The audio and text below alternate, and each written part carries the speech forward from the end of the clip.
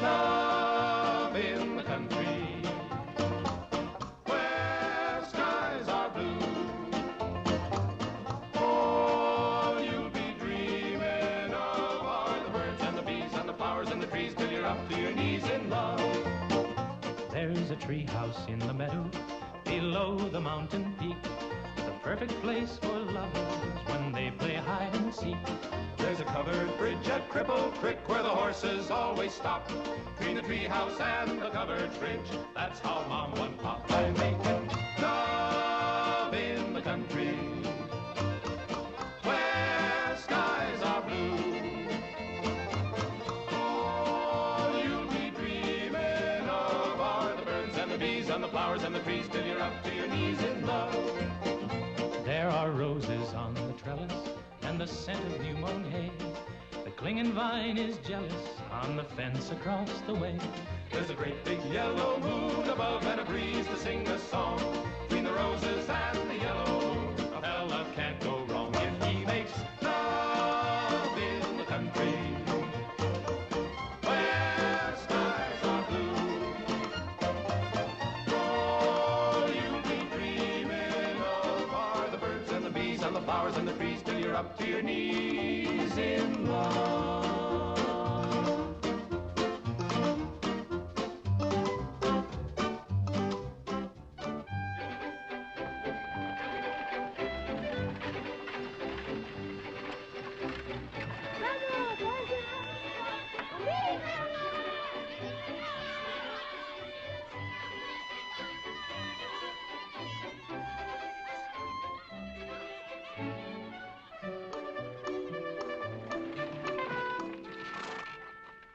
Lord to goodness, not again.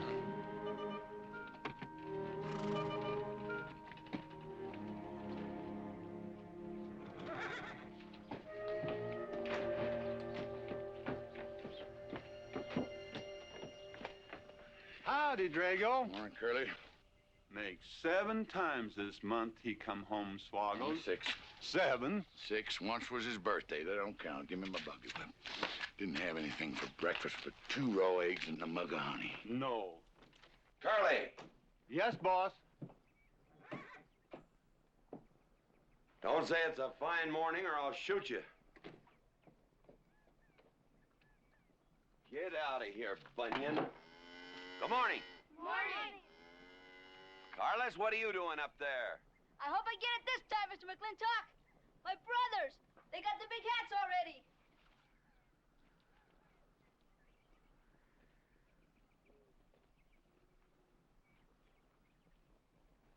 All right, let them have at it.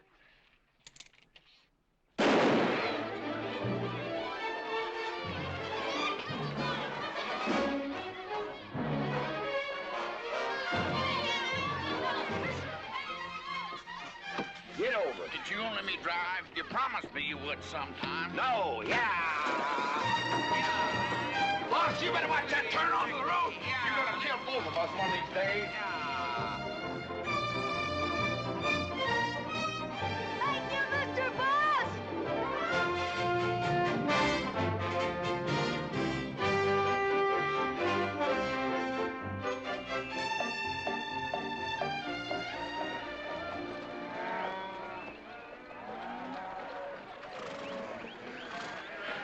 You got cattle in the back, boss.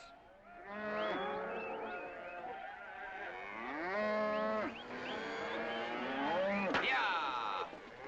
Give it up. Yeah.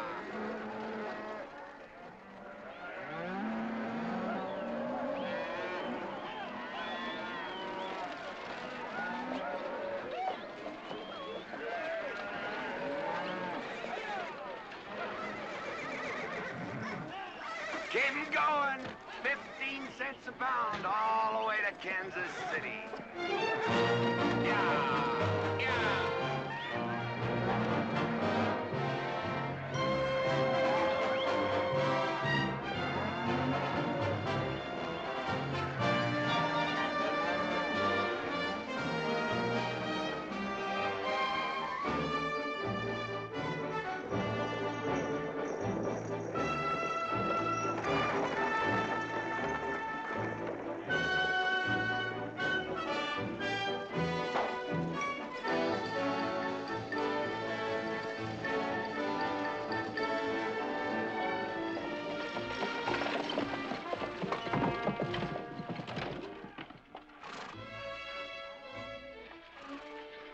boss, there's one old pensioner I wished you would pass up.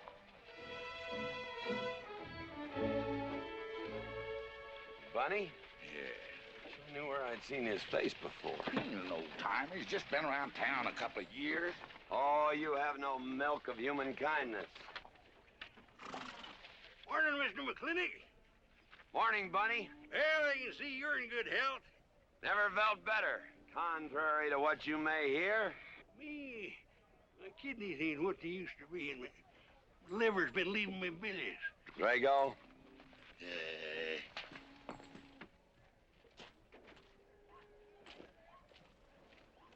Hello, Ben. Hey, McLintock. Drago, throw that in the buggy. Yes, sir. It's a scrubby bunch of Sooners, huh? They are at that. Well, it ought to make Douglas happy, lining his pockets with land fees. What are we gonna do? I don't know what you're gonna do, Ben. Me, I do nothing. 200 families. Quarter of beef a week per family. If they last 2 years, that can be a sizable number. I got 20 head to 1 of any other brand on the Mesa Verde. I'm not hollering.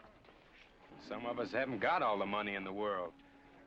Some of us ain't old and tired and feel like being put upon. You interest me, young Ben. Go on. So the first time I find one of our hides wearing our brand hung on one of them settlers' fences, I aim to kill me a plowboy. You do what you want, McLintock. We'll do what we want. Fellas my age generally call me GW or McLintock. Youngsters call me Mr. McLintock. All right, Mr. McLintock. Not because I'm afraid of you. You're the big he-stud of this country. And I reckon a fella my age should call you Mister. Full grown now, GW. He's a half owner of the spread. I made him a full partner the day the doc gave me the long face. Well, you want him to vote the first time this territory becomes a state, don't you? Of course I do. These settlers get burned out, there'll be a lot of hollering that this country's too wild to be a state. And we'll go on being a territory some more, with a lot of political appointees running it according to what they learned in some college where they think that cows are something you milk, Indians are something in front of a cigar store. I'm looking to you to hold young Ben down. I'll do what I can. Come on over to the house once in a while. We'll rack up a few hands of stud. GW, that'll be just fine.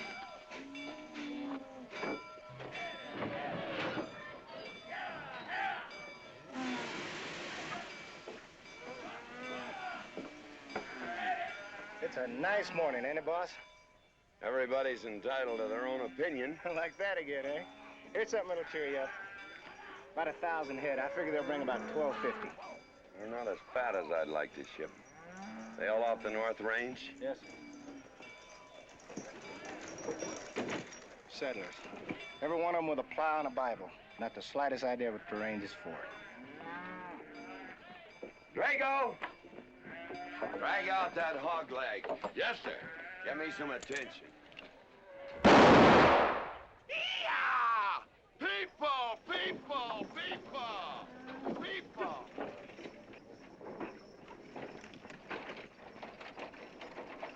Come on, all of you. Gather around. People, come on. Gather around. I'm McLintock. You people plan to homestead and farm the Mesa Verde. Yes, sir. The government give us each 160 acres. The government never gave anybody anything. Some years back, a lot like you came in. You had a pretty good first year, good summer, easy winter. But the next year, the last rain was in February. And by June, even the jackrabbits had sense enough to get off the mesa. Folks, do you know who that is? That's McLintock. George Washington McLintock. I told him that, Douglas. He controls the water rights on 200 square miles of range. You know that lumber you got? It came from his land. Cut by his loggers and milled in his mills. Douglas, I come close to killing you a couple of times when we were younger. Saddens me I didn't. Can you imagine a man who owns all that? Oh, and mines, too. I forgot to mention them. All that. And he's begrudging poor people a measly 160 acres. That right, Mr. McLintock? You begrudge us a little free land? There's no such thing as free land. You make these homesteads go, you'll have earned every acre of it. But you just can't make them go on the Mesa Verde. God made that country for buffalo. Serves pretty well for cattle. But it hates the plow. And even the government should know that you can't farm 6,000 feet above sea level. Any trouble, Mr. McLintock? No trouble, Jeff.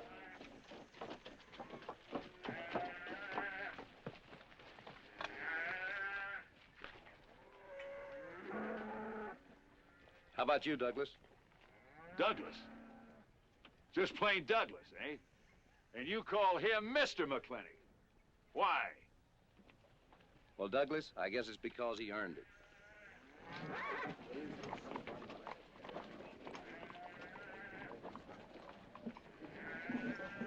Mr. McLintock? Yeah? I'm a good hand with cattle, Mr. McLintock. I'd like a job. Well, you look strong enough. You come in with those Sooners? Well, yes, sir, but we don't have a homestead. Can't use you.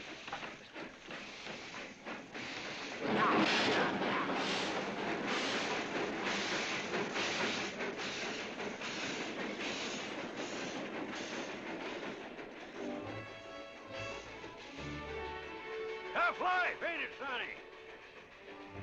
Hell, ain't much future in being a farmer around these parts.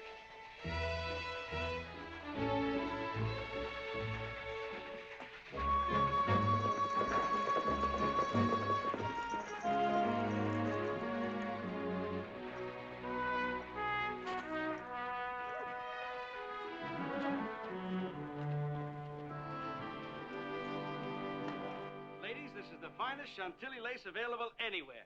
Chantilly, Mr. Birnbaum. Well, believe me, it's the best. Oh, excuse me, please. Look around. Take your time. Drago, I got 1,000 Havana cigars and 12 of those hats for you over there. Them pale big hats ain't gonna last long the way some folks have been dipping into that red eye these days. Uh-oh. Good morning, G.W. Good morning. I stole some stick candy. Please, help yourself. Come on in. Davy, you can forget about saddling up the horse. Come in here. Problem? Yes. Well, if I were blacks, I'd move Queen's Bishop to King 4. Yeah, you might be right. You know, I was just starting to work this out when the letter came. Letter? It was... What happened? Don't you want me... Morning, Mr. McLintock. Morning, Davy. You being here saved me a trip. Oh, that hat and suit of clothes you picked out for my birthday? Well, instead of this cowboy hat, I'd like to have this one. If it's, all right with you, sir. Oh, that's all right with me, Davy. Of course, that looks like the kind of a hat a fella'd wear down Main Street to start a fight. Oh, I don't need a city hat for that. All I have to do is walk down the street and some wiseacre will call me an Indian, and just like that, the fight's on. Davy, the letter, it's for you. And you are an Indian. Yes, I know I'm an Indian.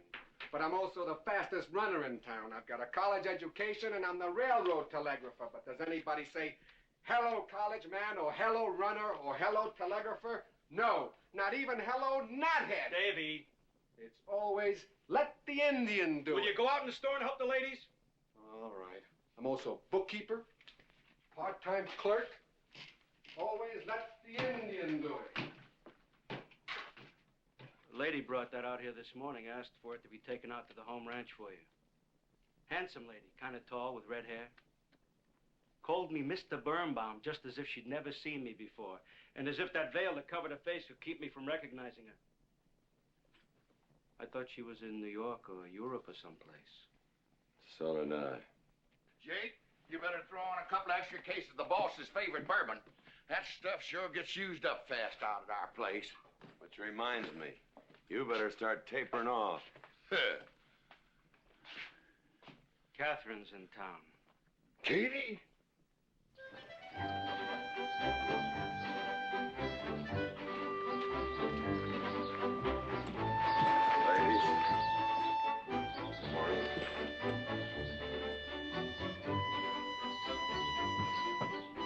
Morning, Mr. McClintock. Morning, Mr. McLintock.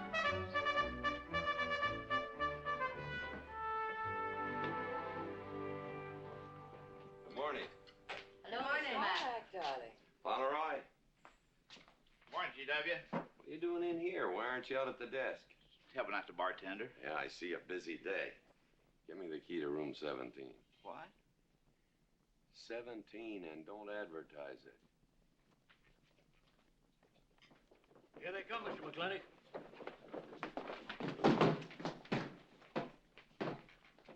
Set 'em up. Here, whiskey. Day off? Off day. Wonder what he's so preoccupied about. Haven't you heard? No, what? Katie's back in town. Katie? Yes, dear. The social arbiter. Well, hi, Sonny. Good morning. Oh. He sure is a quiet one. Mr. McLintock, I don't want to bother you. I'm sorry, boy. I told you, no job.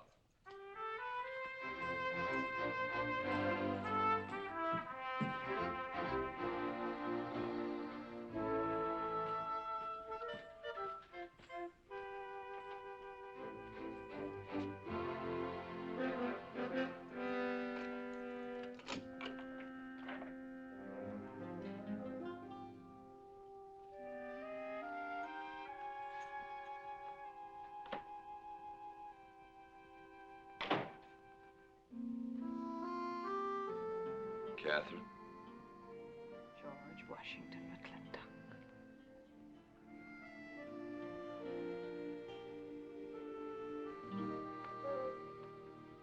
I thought you'd want this.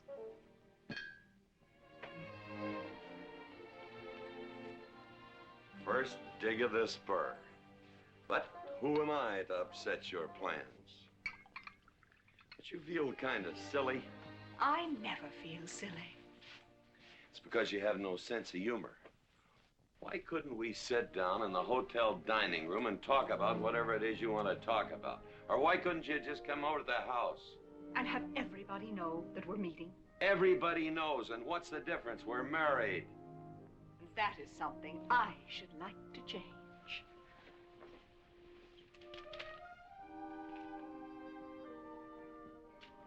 You know the answer, Katie. That isn't why you sent for me. Let's get to the rat killing. That's just the kind of remark that's always endeared you to me. Let us open the discussion. Very well. Our daughter is coming home in a few days. Rather, she's coming here. It was just a slip of the tongue that made me refer to this ugly hamlet as home. Our daughter. Is it so hard to say her name? It's Becky. Rebecca! I hate that name. Anyway, she's coming home. And I hope to persuade you to let her live with me. Part of the time in the capital, part of the time in New York, and, of course, Newport during the season. You're whistling in the wind, Katie. If she stays here, she'll become just as crude and as vulgar as all of this country. And if she goes your way, she'll be all show and no stay.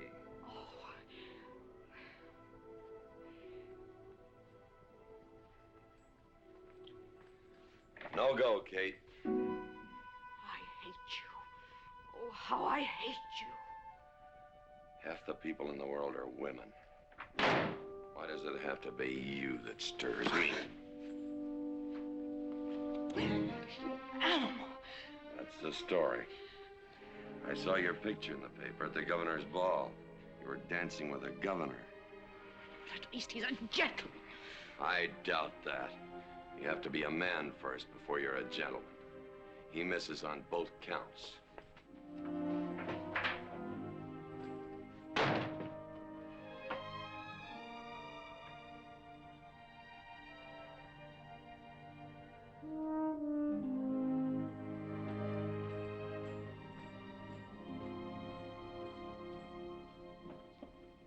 Hey, Sonny, you gonna ask him again? Nope. Hey, boy, you got a pocket of pride. You got a bag.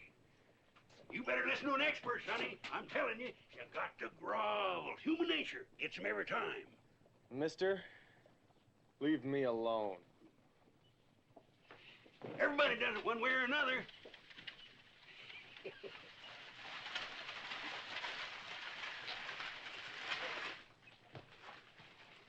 About that job, Mr. McLintock. I already told you, son, I've got no need for farmers, or use for them. Just 1 minute, Mr. McLintock. My father died last month. That's how come we lost our homestead. I've got a mother and a little sister to feed. I need that job badly. What's your name? Devlin Warren. Well, you got a job, son. See my home ranch foreman. He's over at the corral.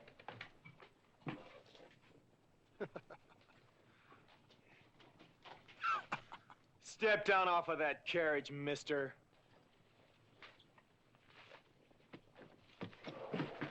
Hold that hog leg.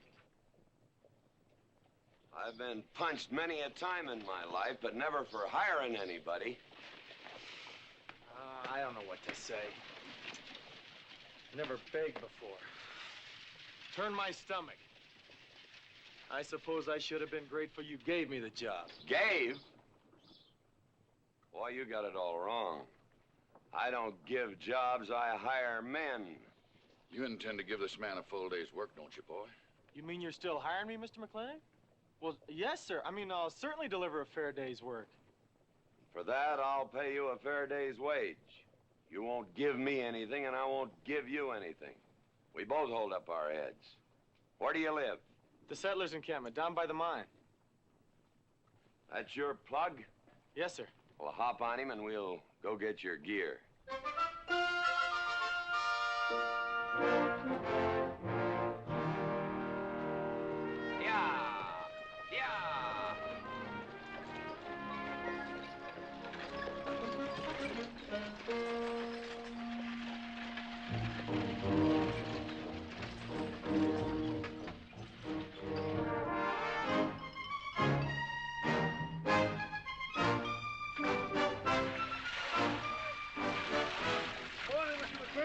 Morning, Mr. Poor Boy.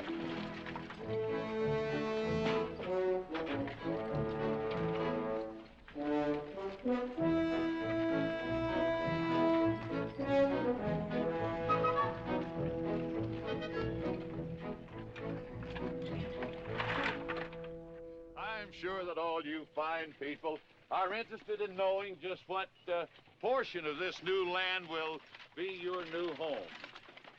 Oh, Jones and McAllister, since you've been more or less the leaders of our group, I'd like to have you come up and check the exact location.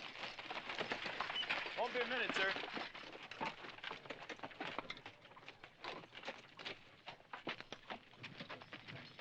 Go after that boy and give him $30. Tell him McLintock pays these riders a month in advance. From the looks of things, they could sure use it, too. Oh, Mom? It's Mr. Drago. Well, and what do we owe this visit from the cattle baron? I've got a touch of hangover, bureaucrat. Don't push me.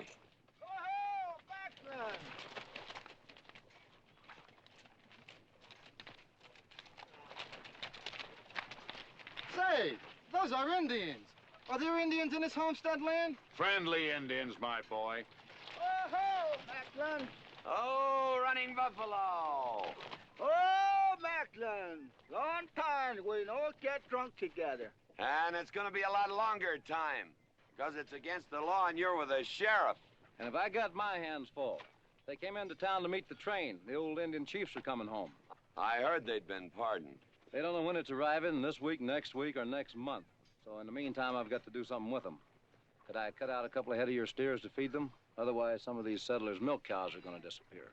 That's right, Macklin. Cut out whatever you need. Sheriff, are you going to camp these savages with all these settlers? You're asking for trouble. Mr. Douglas, I already have plenty of trouble. Please stay off my back. Running Buffalo, bring your people over to the clay slide. Hello. Hello, Mr. Macklin. Tiny Mouse, it's nice to see you. You wouldn't believe it now, but 20 years ago, she was a mighty handsome maid. 20 years ago, you thought so too, Mr. Douglas.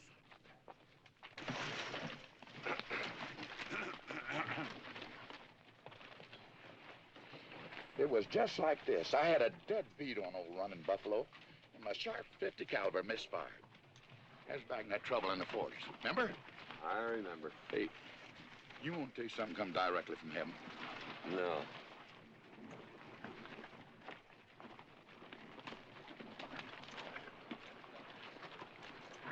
Where'd you get this? That boy's mama baked him. You thinking the same thing I am? She's a widow woman, boss, and she's got a long, hard road home. Hire her.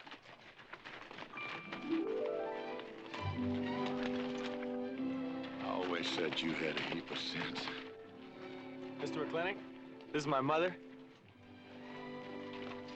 Your mother? And my sister. Pleased to meet you, Mr. McLintock. Ma'am, this here's my boss, and he has a few choice words to say about your biscuits. Yes, Mr. McLintock? Well, they're great.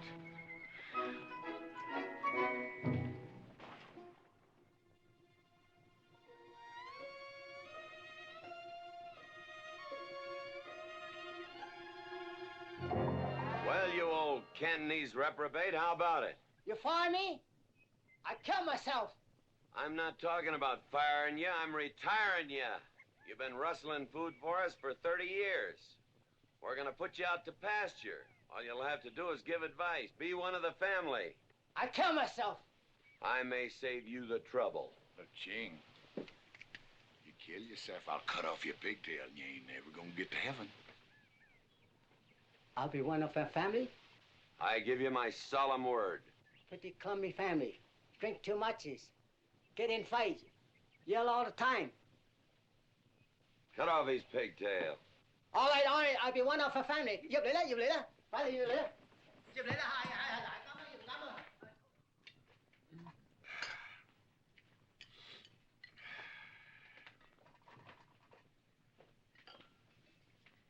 I hope everything is satisfactory. This is such a big house, it'll take me a while to get used to things. Now, please don't hesitate to tell me if anything is wrong. No bird's nest soup. Otherwise, just fine. Everything out nicely, finally. ma'am? Best apple pie I ever had.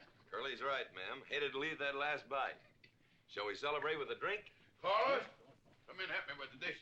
Alice, you want to help too? Yes, Jacob. All right, pitch in. Now, I'll wash and you kids can dry. Is that good here?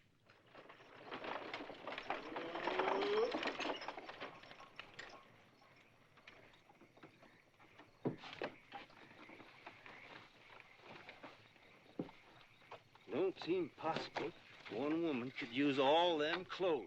You keep a civil tongue in your unprepossessing face. Yes, ma'am. And unload my baggage, please. Yes, ma'am. By the way, what does that word unprepossessing mean?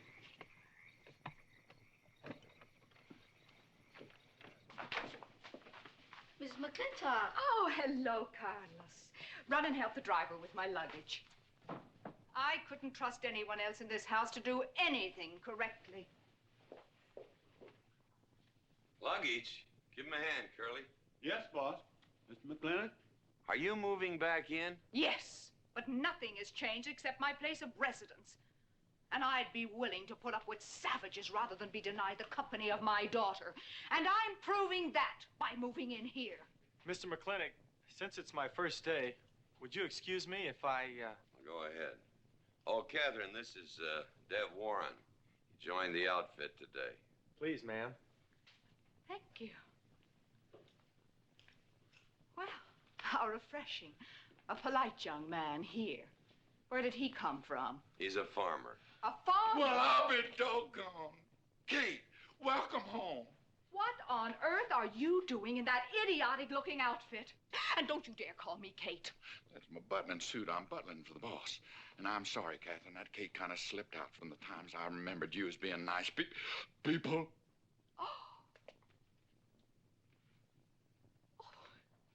Are you going to stand there with that stupid look on your face while the hired help insults your wife? He's just ignorant. He doesn't know any better than to tell the truth. And I can't help this stupid look. I started acquiring it as you gained in social prominence. Mrs. McLintock, where do you want I should What? Put him in the master bedroom. Yes. But move Mr. McLintock's things into another room. Oh, the one back of the stairs would be best so that he can't wake up the entire household when he comes home every night. Just before daybreak. Yes, ma'am. Oh, excuse me. Here's your cigars, Mr. McLintock. I am Mrs. McLintock. Kate, Catherine, this is the cook. This is the lady does the cooking for us. Mrs. Warren, Mrs. McLintock. How do you do? Very pleased to meet you, Mrs. McLintock. Very pleased. Likewise. You see, I just came to work here today, and I guess I jumped to the conclusion that this was a bachelor's household. It is, and then again it isn't. I will explain so everything will be quite clear, Mrs. Wallace. Mrs. Warren. Mrs. Warren, it has been a bachelor's household for quite some time. And it will be again, just as soon as I am out of here, which will be as quickly as I can make arrangements to take my daughter back east with me. You see, she's coming home from school in a few days, and then we'll be off together, and you can return to conducting yourself as you consider proper in a bachelor's household. Katie! Shut up! Until then, I am mistress in this house, and I will give the orders. I want my breakfast served in bed. Let her. Ain't you gonna say nothing, boss? Breakfast in bed. No. 1 poached egg, tea, toast. Oh, GW. As soon as my things are put away, I want to talk to you about Rebecca. Yes, Mrs. McLintock. Indeed, Mrs. McLintock. Of course, Mrs. McLintock. The toast, lightly browned and unbuttered. Of course, ma'am. Wait a minute now, boss. Where you think you're going? I just remembered I got a date. But she said she wanted to have a talk with you. I heard.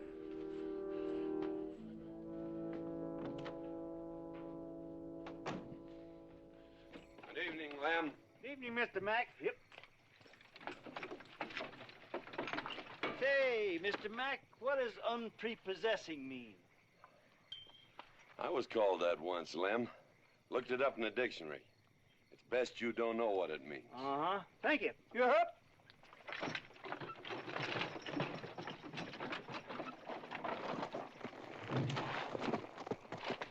Hey! What am I gonna tell her when she asks where you went? When in doubt, tell the truth. She wouldn't expect that from you anyway. Where's Mr. McLintock going? There he goes, burning his last bridge. You see a yellow streak about a foot wide running up down his backbone. Well, Mr. McLintock? He ain't afraid of nothing. I once thought that.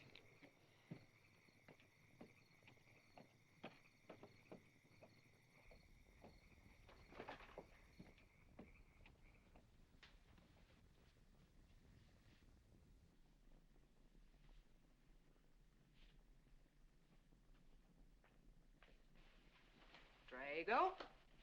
Yes, ma'am. Was that, He took off, lit out. I told him I wanted to talk to him. Yes, ma'am. I was standing right over here when you said it, and I was standing right out there on those front steps when he walked up to a horse, grabbed a hunk of mane, stepped up on him, and sunk spur. Where did he go? Last time I saw him, he's going east. But you know him, he's liable to go north, south, or west. Get me a carriage. Yes, ma'am, but But what? maybe you shouldn't follow him into maybe where he's going into. What does that mean? I don't know, but I wish I hadn't have said it. Just get the carriage. Yes, ma'am. What happened? Get the brooch. Baruch? Hitch it up. She wants to go to town. But Mr. McLintock never said anything to me about it. Look, young fella, I'm the ramrod around this place, and you better start giving me a yes, sir. You're gonna get the roof of this house pulled down on your head. Yes, sir.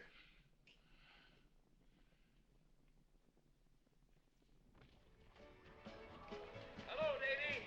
Hi, Mr. McLintock. No room, eh? Drink, please. Hello, Bunny. How is everything? Oh, fine, fine, Mr. McLintock. I'll get you next time.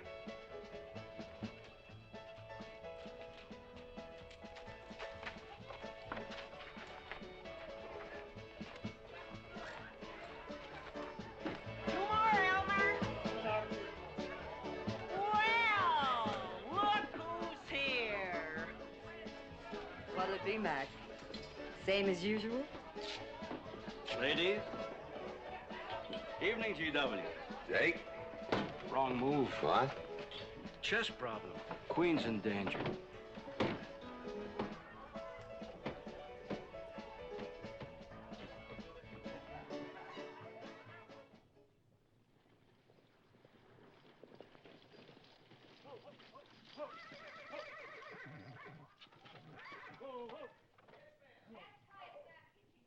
I suppose you can do that. Camille, you're on your own. Mr. McLintock?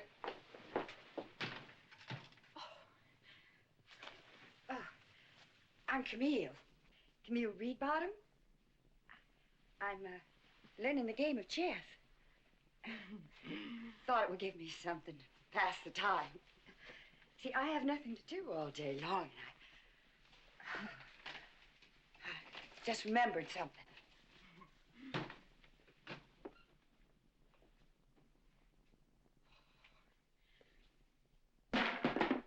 Catherine, I didn't hear you come in. Mr. McLintock, I told you that I wanted to talk to you. Not now. Could I get you a glass of sherry, Catherine? Oh, thank you, Mr. Birnbaum. I could use one. I came into town behind a runaway team. Drago never could handle horses. It was that young man whose mother pretends to be your cook. Catherine, your wife. Oh, thank you, Mr. Birnbaum.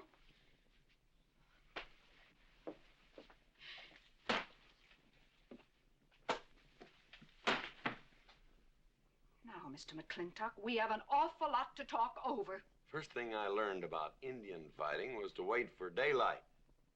What has our conversation got to do with Indian fighting? Indian fighting is good experience for our kind of conversations. Oh. It'll wait, Catherine. Evening, Sheriff. Mr. McLintock, we had quite a ride out here. Oh, I finally got that team settled down. It's your move. No, it's your move. I just castled. Oh. Now, look here. You're not going to sit here all night long and play chess when the matter of our daughter remains unsettled. I am going to remain here and play chess, and the matter of our daughter is settled. She stays. Oh, such stubbornness. Catherine, your hair. Oh, it is a mess after that awful ride. No. It's just that I haven't seen you for a long time. And it seems to me the last time I saw you, your hair was a little darker, no?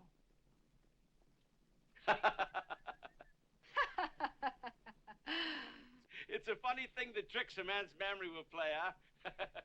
Mr. Birnbaum, I think that you've completely lost your mind. You have done something to your hair. I have not. I had it been none of your business. I'm certainly not going to put myself in the place of those blondine trollops that you seem to prefer. Take it. Huh? Oh. Fill it. Oh.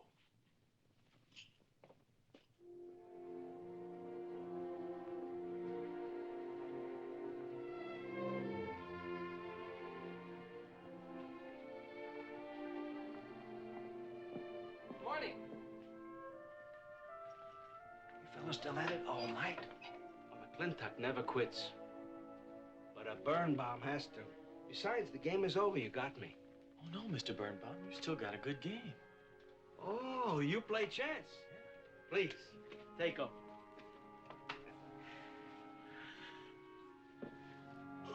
Pretty good. Fair? Well, looks like I won't have to come into town always to get a game. Remember, I'm a bad loser. It's your move. Yes, sir.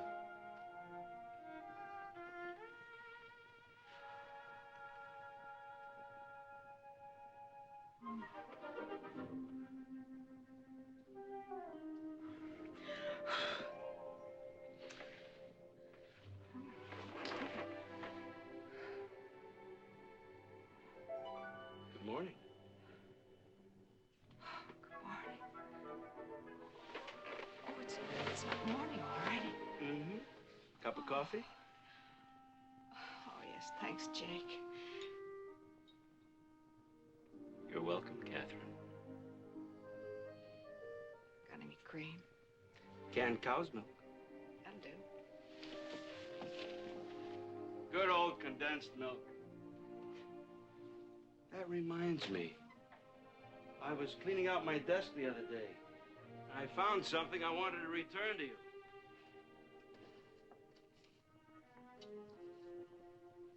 Here it is.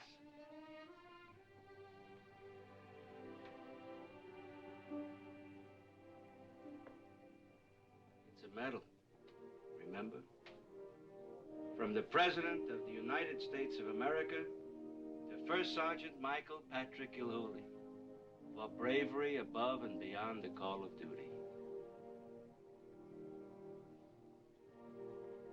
It's your papa. Reminds me of the first time I ever saw you.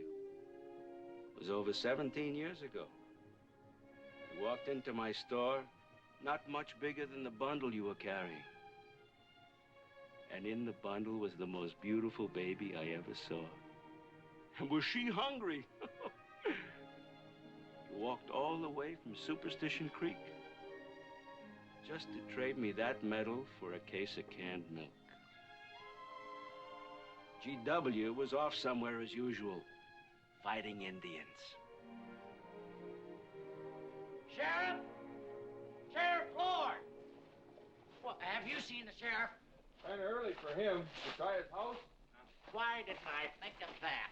Looks like Birnbaum's is open. Maybe somebody in here knows. So there you are, Sheriff.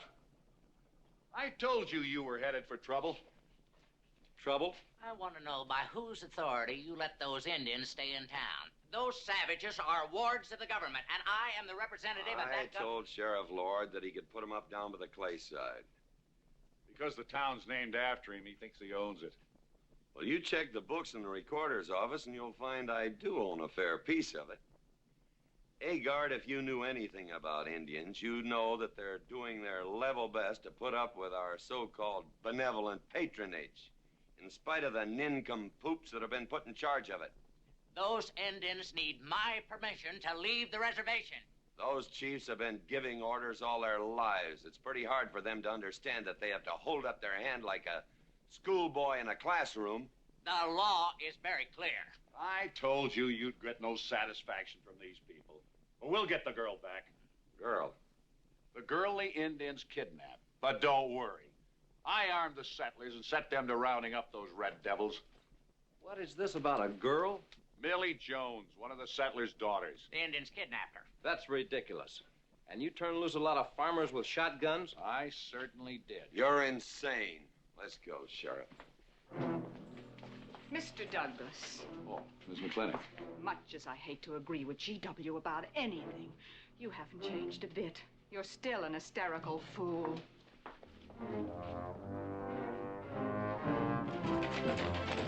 Come into town, I got worried. What about? Thought maybe Katie shot you.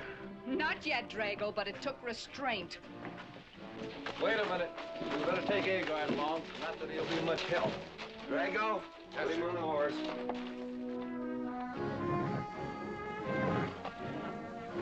Just a minute. Well, I'll drive. Yes, ma'am. Agard, what are you doing? Agard, this is serious. Stay with him, Agard. Stay with him.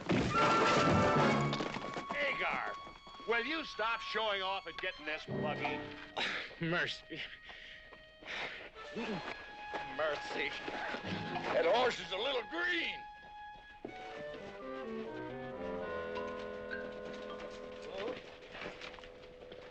Let's go. yeah.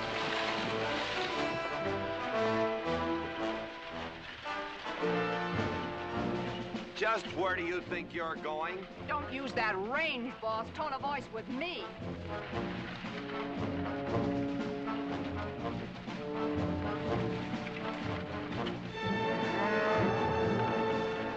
Carter! Headed for Mr. Poor Boy's mine. Mount up some riders. Right, boss. You heard the man.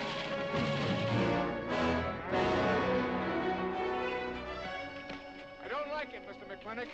I don't like it one bit. What don't you like? They're planning to hang an Indian.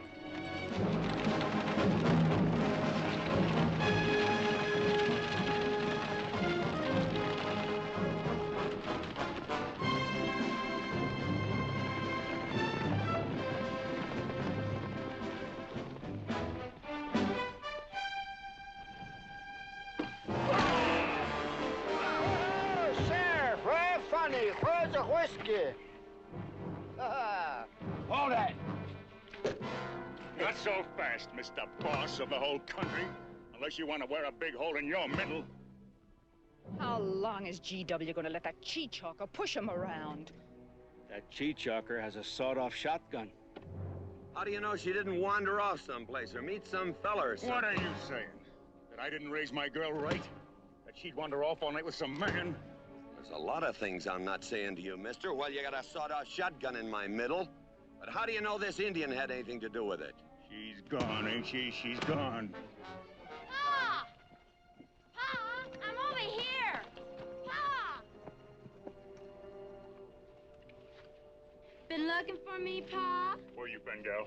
Young Ben took me for a sunrise ride, and the horse wandered away. You come down over there. But, Pa! She's telling the truth, Mr. McLintock. We wasn't doing nothing. Well, that's not important right now. The important thing is that you don't draw that hog leg, or this'll be worse than Dodge City on Saturday night. You get on, back to the wagon. I'll tend to you later. Now for this young whippersnapper. Now, no harm has been done. And young Ben here is one of the nicest boys in the territory, so just put down that shotgun and I'll let's teach forget him to fool with Mike. Now, we'll all calm down. Boss, he's just a little excited. I know. I'm gonna use good judgment. I haven't lost my temper in 40 years. But Pilgrim, you caused a lot of trouble this morning. Might have got somebody killed. And somebody ought to belt you in the mouth. But I won't. I won't. The hell I will.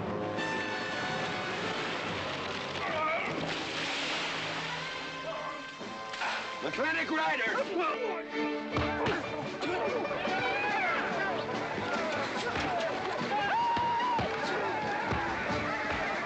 Ha-ha! Oh, Markland! Hey, Buster! Remember me?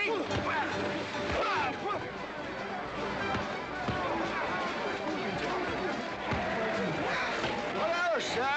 Nice party.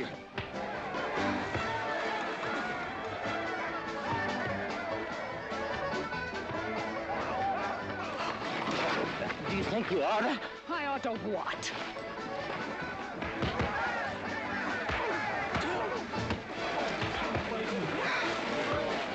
Why, you...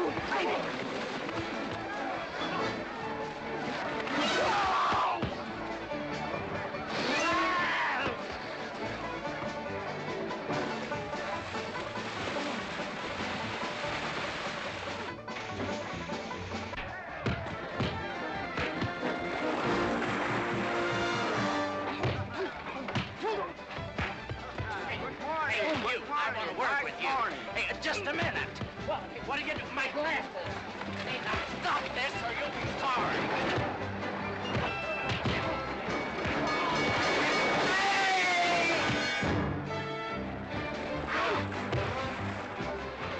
Stay out of this, Jake. It's everybody's war.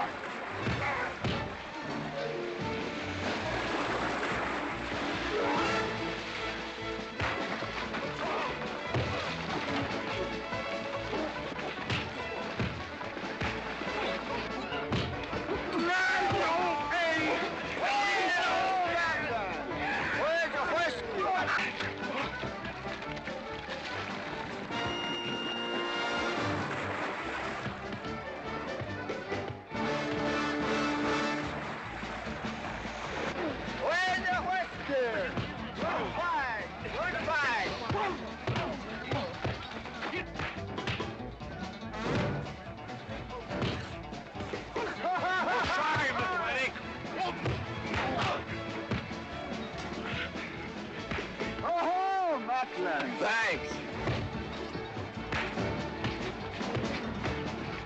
Ha-ha! Very funny.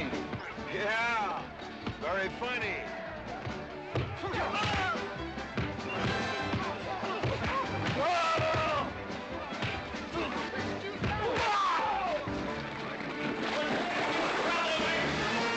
Guys, Mr. Douglas, I'm sorry.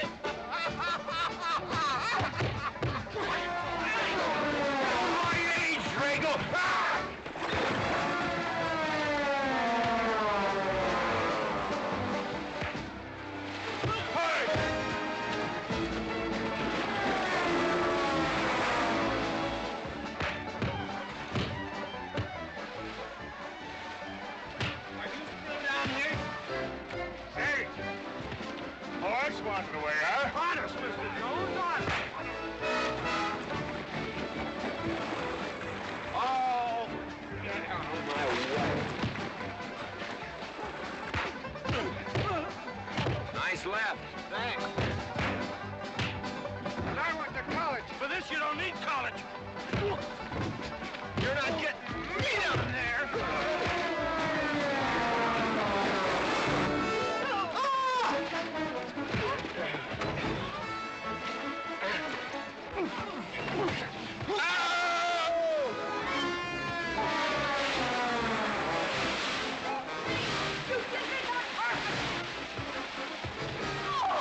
Wayne McLintock, you big... Good morning to you, Mrs. McLintock. Buddy, you big... Yowie!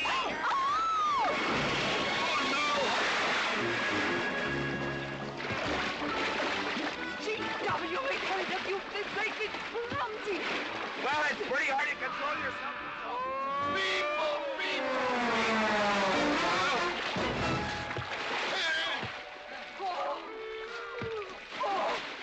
Oh, Macklin! Oh, Macklin! What's party? But no whiskey. We go home.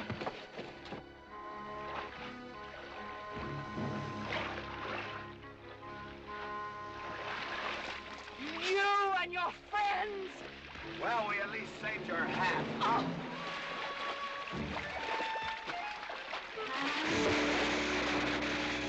Where is everybody? Oh, for heaven's sakes.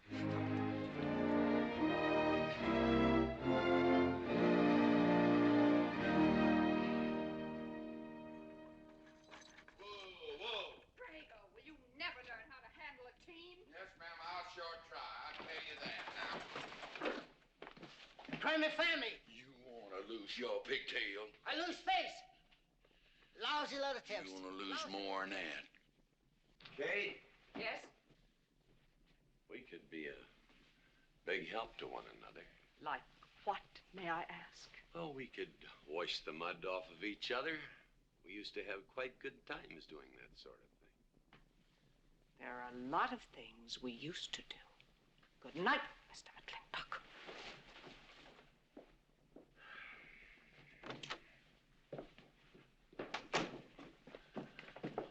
Any luck? What are you talking about? I mean, divorce. She still wanted. Yeah. You know something? Women are funny. She fought like a wildcat on your side out there this afternoon. Come home, she slams the door in your face. That divorce business, is that what you get when you pay a woman not to live with you? That's about it. Some women I've known it'd be worth it. You know, if we had any moral character, we wouldn't be standing here covered with mud drinking when we should be washing. G.W. Drago.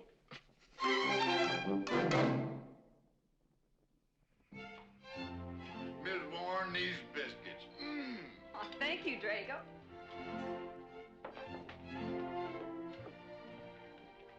Good morning, Mrs. Warren. Good morning, Mr. McLintock. Breakfast for the boss? If that's the way you want it, Mr. McLintock.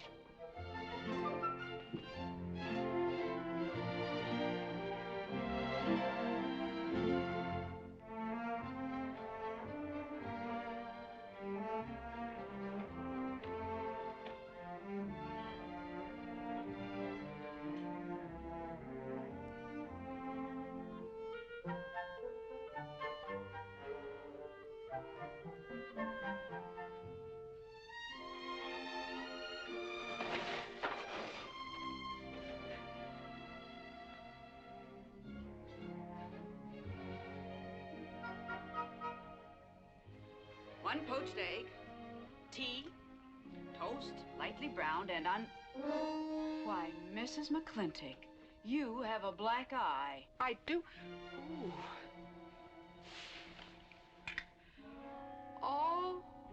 Oh, and Becky's coming home today. And that's not all. There's a little something we'd better get settled. There are no men listening now, so we can be ourselves. Oh, sure, I let you get away with all that guff the other night. But now that we're alone... When I want the opinion of the hired help, I'll ask for it. You know, you could wind up with 2 black eyes. What? I realize you had to put on that big act. We always have to just before we get ready to forgive them. Generally for something they haven't done. But you and I both know that's just to keep them from getting the idea they run things. McLintock give you that black eye? No. Nobody gave it to me. I won it.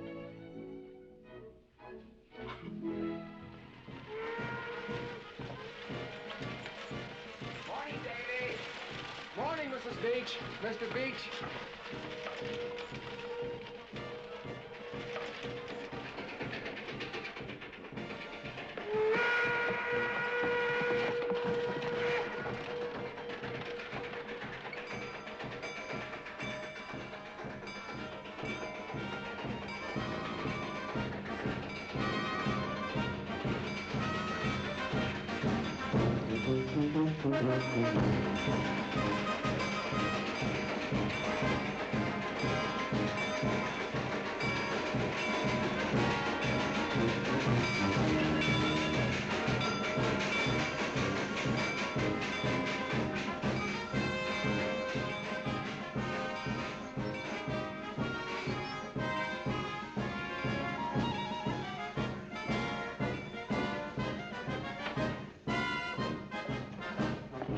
Why, Miss Becky, welcome home. Hi, Dad. My boy. Good to see you again. Daddy! Well, Daddy! It's been 2 long years. I guess I'm gonna have to stop calling you Tomboy. Becky. Mama! Oh, darling. Mama. I wasn't sure you'd be Oh, here. I've been here a few days. Oh, Becky, I've bought you 3 of the most beautiful dresses. Oh, Mama. Uncle Drago! Oh! Did you bring your old uncle a coming home present? Sure did. What is it? A mustache cup. And what did you get me? Prettiest Palomino pony that ever packed a saddle. Broke the stand, drowned, tie, and the counter. Oh! Uncle Jake! Oh! What are you doing in Mr. Douglas's tuba? Oh, Mr. Douglas had a little accident. I brought you a whole shipment of licorice sticks. But now that I've seen how much you've grown, I think we better exchange them for a couple of bolts of dress goods, huh? Thank you. Oh, the mayor was going to be here, but he had to go to the territorial capital on a horse theft matter. But I'm going to give his speech. Oh, and don't worry about the mayor. I'm sure that he can find a bill of sale for the horse.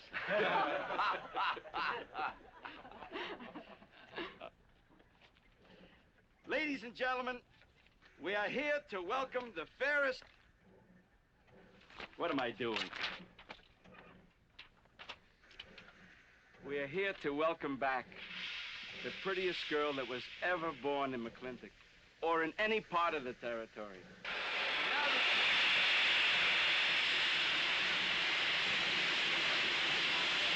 Hey, Davy! Yeah? Got something for you. Yardmaster up the junction told me to let him ride, so I locked him in here. I've had my scalp a long time, and I aim to keep it.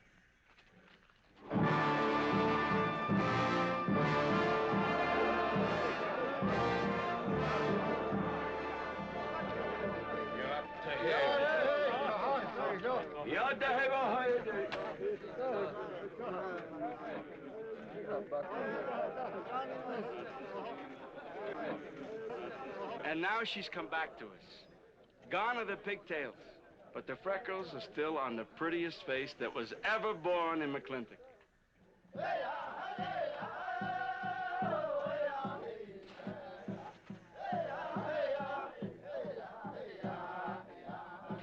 Hey, that's Puma. And it's true. The government did turn them loose. Good old Puma. I'll never forget when he brought G.W. home. Your father had a hole in his chest and 104 fever. Of course, they weren't very mannerly about it. He came past the house at a high lope and threw him on the doorstep. And you do remember them good old days, don't you, Katie? Catherine.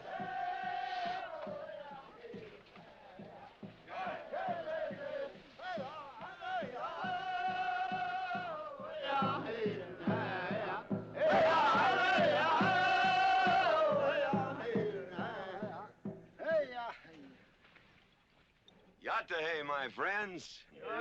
Hey. Puma, honored enemy. Does Big McLintock forget? Also blood brother. No, I'll never forget that. All warned. Does it hurt still? I feel it when it comes on to rain.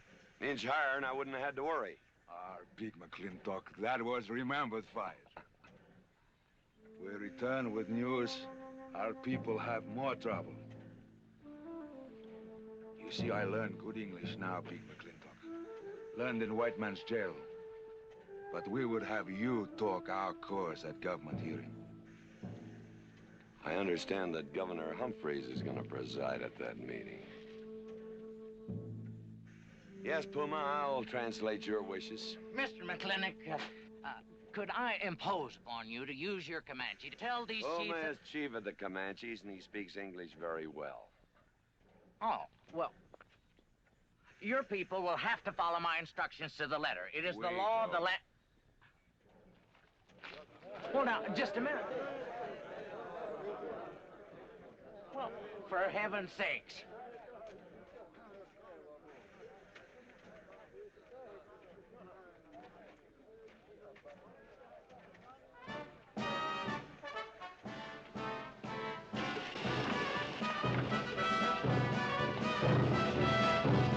You wait here, honey. I'll get the buggy. You go to the McLintock party? Surely. Will I see you there, Beth? Of course, Davy, and you can have the first day. Sis? Don't want any sister of mine talking to strangers. Davy's not a stranger. He clerks in Birnbaum. He's an Indian.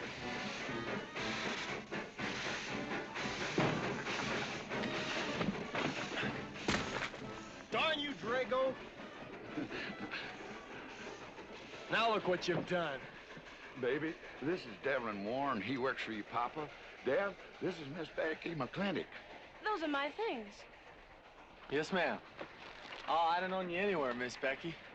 What do you mean? Oh, I mean, you look so much like your mother. Well, even prettier.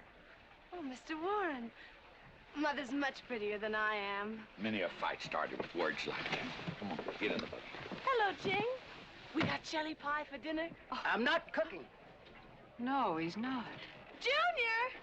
Yes, Miss Becky. You remember Junior Douglas, Mama? Oh, of course. How's college? Valedictorian, 95. Oh, congratulations. Oh, Mr. and Mrs. Douglas, we will see you at the party, of course. Oh, delighted. Well, it'll be pretty hard to keep young men away. Yes, sir. Drago? Yes, boss. Baggage all on it. G.W. You remember young Junior? Oh, yes. Like father, like son. Mr. McLintock, I hope you don't think I'm being presumptuous in asking for the honor of calling on Miss Rebecca. Well, there she is. Ask her yourself. Well, thank you, sir. Ching, now I'm going to get fired. Get up out of here. Thank you, sir. Thank you. How do you know me, man? I'll see you at the party, Junior! Yeah. Yeah, what? Like father, like son. What did he mean, Matthew? Come on, Ching. Grab a root and growl. Well,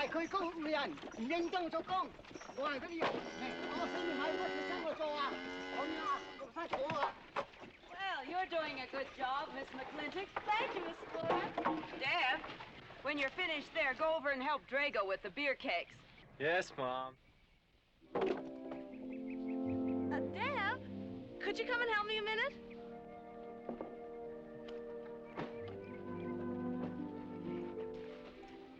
I certainly was surprised to hear you went to college. Why? I don't know. Junior says Purdue's a good college for a backwater place like Indiana. Well, he did indeed. Oh, could you do this? I can't reach it. Why didn't you finish college? Lack of funds. My father got sick, and he had to come out west. So we took out a homestead. You know, your mom's sure cute. It's too bad you didn't inherit her eyes.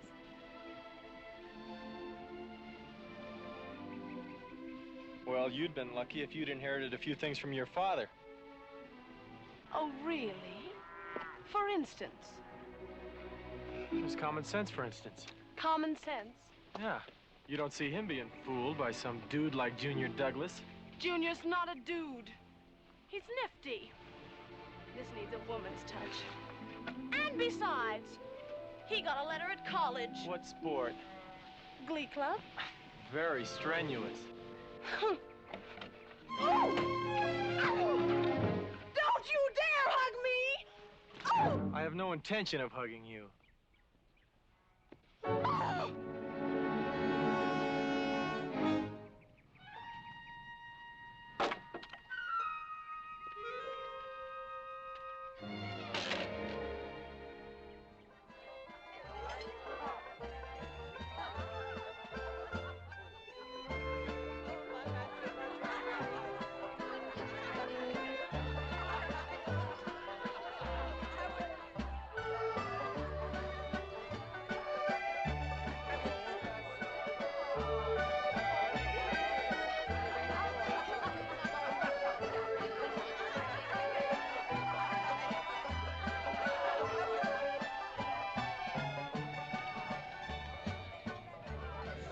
Ladies all look lovely, Catherine.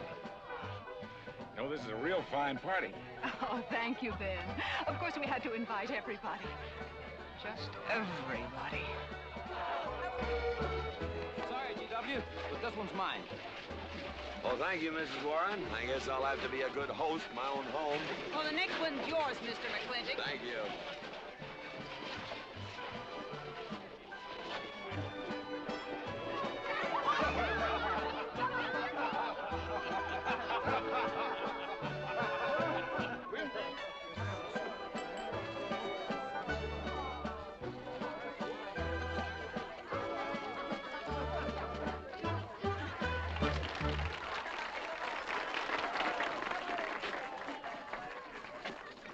Drago, go and do what I told you to do. Oh, Katie. Catherine, do as you're told. Oh, Drago, do this. Drago, do that. Yeah! People! This Douglas feller. Drago! Yes, ma'am. Matt Douglas, Jr. is going to bring you folks some of the latest terpsichorean dance steps, brand new, brought by him directly from New York City. All right, Mr. Fiddler.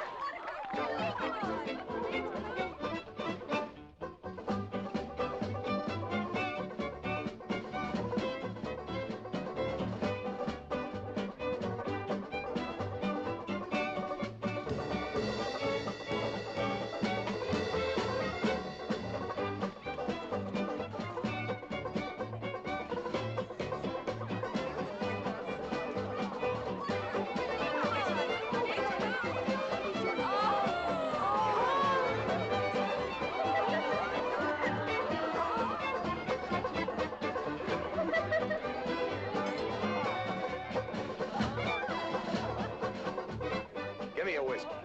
Put Williams on board. What? Just turn a 10-gallon party, boss. We'll run out of whiskey. Well, I can take care of that, Chick.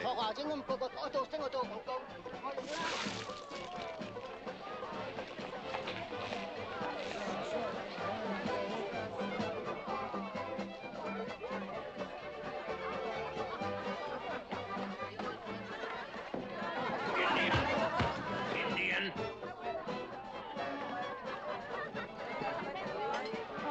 And you still got any ideas about asking my sister to dance? Get up and we can do this all over again. Yes! That's enough. You fought it. It's all over. Quit butting in, Birnbaum. He's a hired man, not your son. Look, you fought him fair and square. I don't think it was so fair and square. Well, you want to take up where he left off? If I did, you wouldn't find it so easy.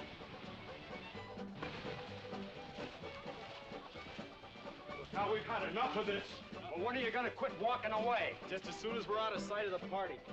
Little lesson I learned back home, don't fight in front of women. Well, we're out of sight now. So we are.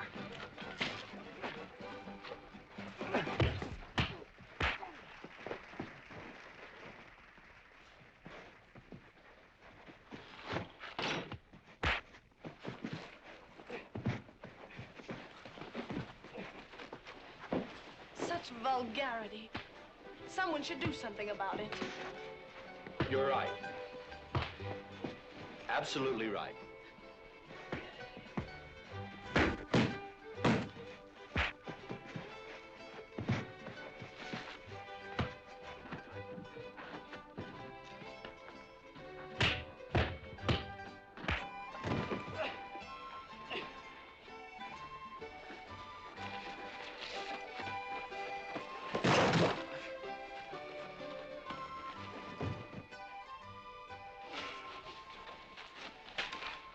You all right, young man? I'm all right, Mr. McLintock. Pretty fancy fighting for a country boy. 2 years at Purdue, Mr. McLintock, on the boxing team. I never thought any farmer could whip me. You sure did. Better get him cleaned up. Get him some water, Jake. Yep.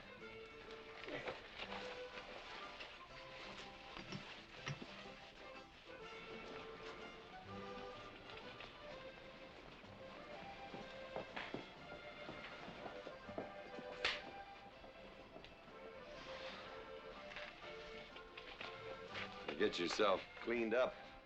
Go ask that girl for a dance. Who? Oh! Did I miss one? Oh. Where is he? I'll find him, that young whippersnapper. Trouble. Where is that farmer boy? Where is he? Where is he, G.W.? Oh, so you're the young farmer boy that whipped my nephew. Well, I'm Fauntleroy Sage, young Ben's uncle. Well, I'm no farmer, but if you're young Ben's uncle, yes, I whipped him.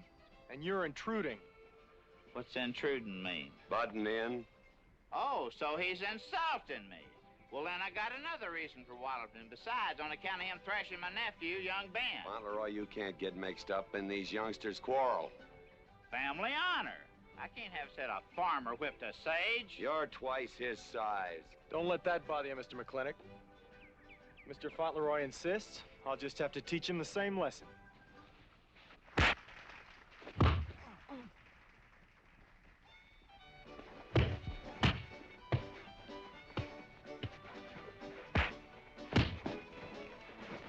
Say!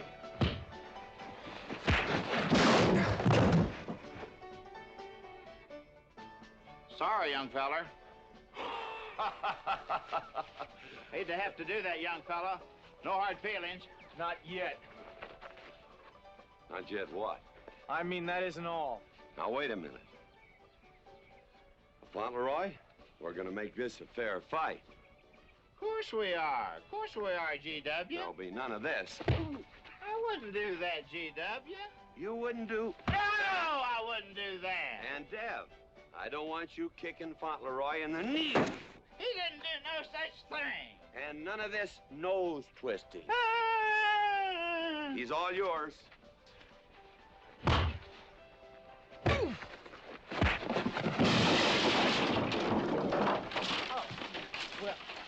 Well, where are my glasses? You all right, young feller? Ouch! I'm all right. This Indian agent will stop stepping all over me. I beg your pardon. G.W. You're just funning me. But I want you to know that boy fought me a fair fight. Well, I'm glad to hear that, Fauntleroy. Here's my uncle. Fauntleroy, what have you been doing? I hope my uncle didn't bother anybody. No bother. I think we'd better join the ladies before they get curious. Drago. Fauntleroy, let's line them all up for a do-si-do. Jake, you think tincture of arnica would help? Could be. Used to help you. Gentlemen, to the medicine cabinet.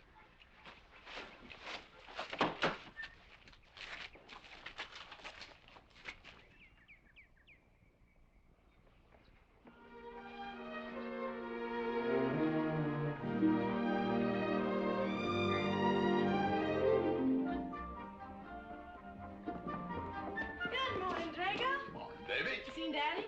Took off early this morning with a scattergun over his arm. Went hunting.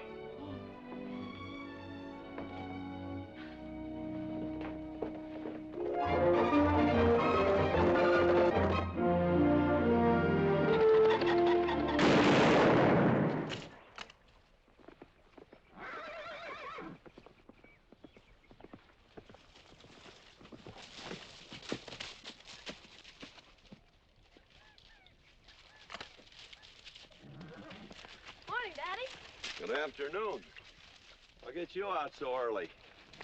It's something I have to get straight in my mind. Yeah? What? Mama?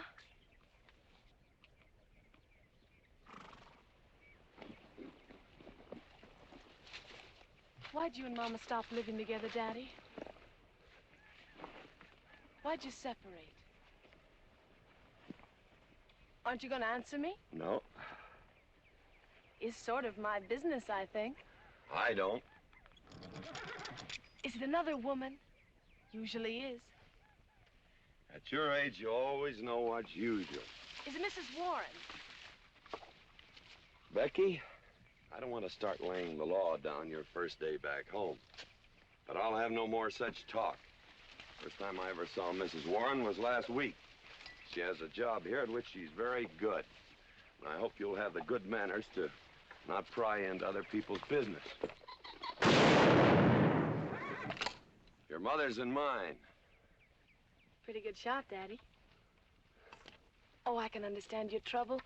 Mama's often so, well, so petulant. Petulant? You learned a lot of words back east, Becky. Wish to God they'd have taught you some meanings. You were only about 6 months old when your mother stayed alone with you in a sod hut under 8 foot of snow, while I moved the herd 300 miles south to try and save it. Saved about half of it. You were a little more than a year old at the time of the great Comanche raids. We stood off 500 Plains Indians for 9 days. Petulant, Becky? I think you better go on home. See that Ching gets those birds.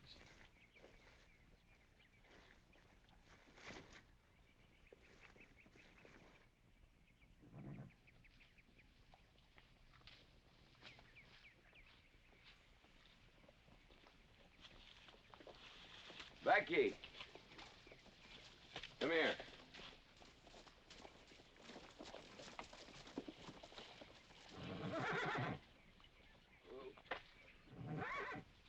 There's something I ought to tell you. Guess now's as good a time as any. You're gonna have every young buck west of the Missouri around here trying to marry you. Mostly because you're a handsome filly. But partly because I own everything in this country from here to there. They'll think you're gonna inherit it. Well, you're not. You're gonna leave most of it to, well, to the nation, really. For a park where no lumberman will cut down all the trees for houses with leaky roofs. Nobody will kill all the beaver for hats for dudes, nor murder the buffalo for robes. What I'm gonna give you is a 500-cow spread on the upper Green River. Now, that may not seem like much.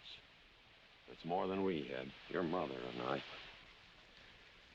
Some folks are gonna say I'm doing all this so I can sit up in the hereafter and look down on a park named after me. Or that I was disappointed in you. Didn't want you to get all that money.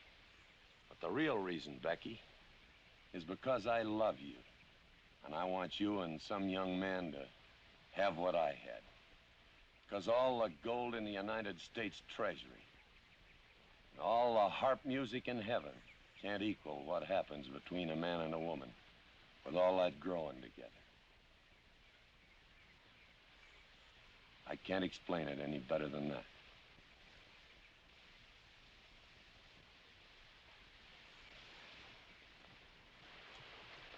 All right, Daddy. Becky.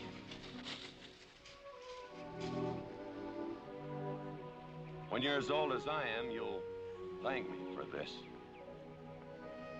Daddy, I'm full grown. I wasn't worrying about me. I was thinking about you and Mama.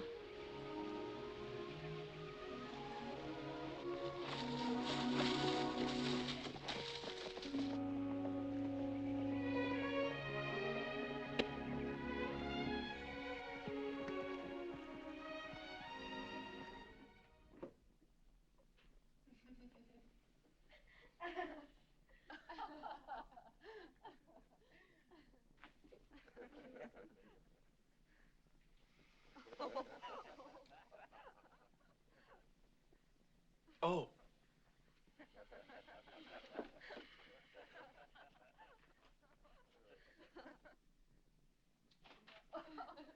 Well, sir, all three of them fell right out of the carriage.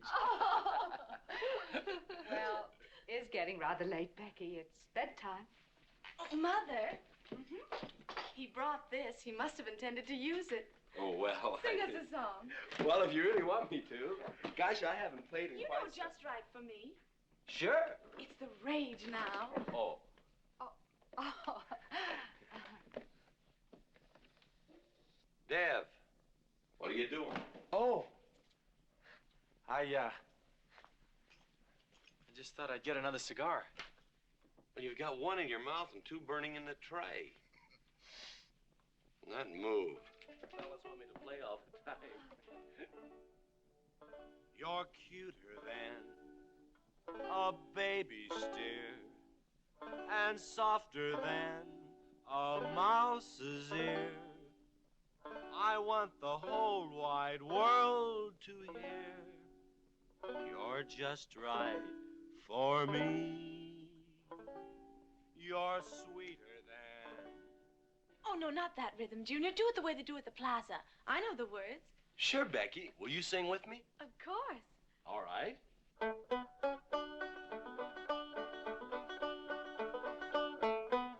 I love a man who's witty and smart and clever. It's your move. Oh. Oh, Deb, you're playing like an amateur. Let's call it an evening. I'd like to know where your mind is tonight. You're sweeter than the early spring, or bluebells when they start to Pretty good. You Voice like her father. feel like a king. You're just right for me. Sweeter than honey, finer than wine. I'm sure they found you on that honeysuckle vine. I would melt in your embrace. You disappear without a trace. To die like this is no disgrace. This is the time. This is the place for you. Just Right for me.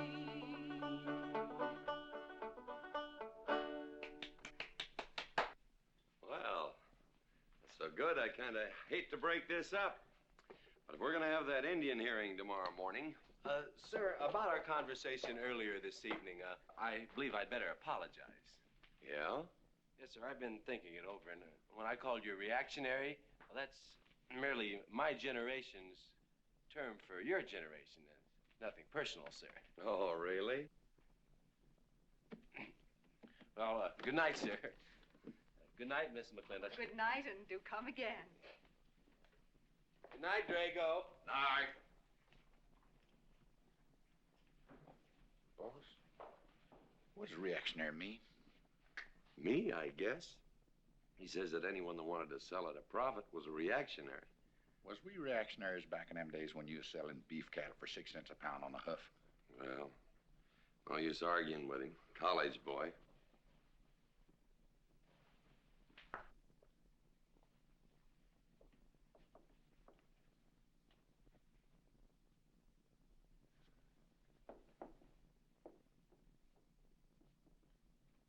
Devlin Warren, if you was my kind of man, you wouldn't let some dude walk off with the prettiest girl west of Denver without putting up some kind of fight. Does it show? Well, what can I do? I'm just one of her father's employees. I'm just a hired hand around here. Every so often, Dev, you spill the strangest ideas. Everybody works for somebody.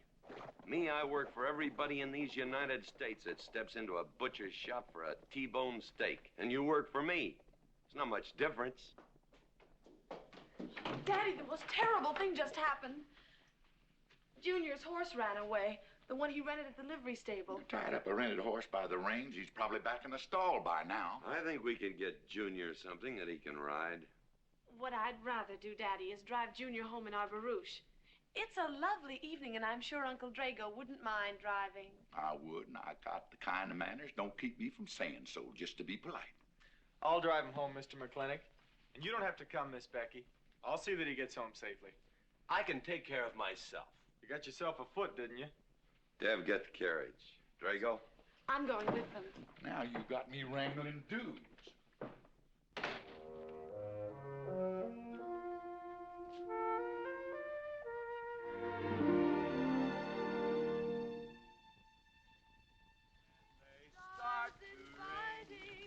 You make a man feel like a king. Just right for me. Miss Becky, somebody better help me watch the road. You know, I'm new around here. Might take the wrong turn off. Devlin Warren, you know there isn't a turnoff between here and town. You disappear without a trace. To die like this is no disgrace. This is time. This is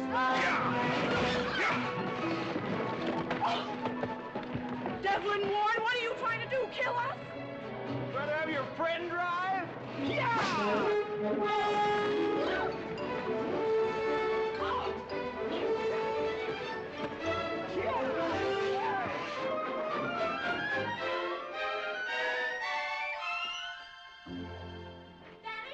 Daddy, I have never been so humiliated in my entire life. I said what I said, and I'll stand by it to the death. Shoot him, Daddy. Shoot him at once. Why? My honor is at stake. Well, now, Your Honor. Absolutely. He impugned my honor. Impugned? What does that mean? Slander. He slandered my honor. He did? I said what I said, and I'll stand by it to the death. He admits it, see? Shoot him. Well, what is he admitting to? Why, he called me a... I won't even repeat the word. I didn't necessarily call you anything, but I said what I said, and I'll stand by it to the death. Well, just for the tally books, what did you say? I said that any girl who would permit a man to kiss her before they're formally engaged is a trollop. He said it again. Shoot him. Now, hold on. No, don't hold on. If you're my father, if you love me, you'll shoot him. Well, I'm your father, and I sure love you. So? Oh, you shot him. You really shot him. Hey! He dies. If he dies, he'll be the first man ever killed with a blank cartridge. We use this to start the races on the 4th. Hey! I'm on fire! Oh, you poor dear. Poor dear? You'd have had me shot in cold blood. But it didn't happen. Yelling I insulted you and all. What you need is a good spanking. Dev! Daddy! Leave me out of this. Oh, I think I'll give you what you deserve. You wouldn't dare! Oh, wouldn't I? You'll think next time before you have someone shot. This kicking and yelling isn't gonna help you. Don't you! Oh, Daddy! Wait a minute! Daddy! Ow! Ow! Oh, Daddy! Help me! Don't! Daddy! Mommy! I hate you! Mommy! Mommy! Oh! GW, was that a shot?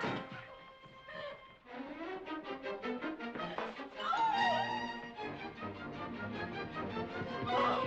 Becky, what happened? He spanked me! You spanked my daughter? Dev. You mean you stood there while that brute beat our daughter? GW, what's happened to you in the last 2 years? Better part of valor, son. Oh, isn't it enough that you've always treated me like a squaw without subjecting dear, sweet Becky to this crude, vulgar way of Catherine, life? you women are always raising hell about one thing when it's something else you're really sore about. Oh. Don't you think it's about time you told me what put the burr under your saddle about me? I don't intend to stand here and hold a midnight conversation with an intoxicated man.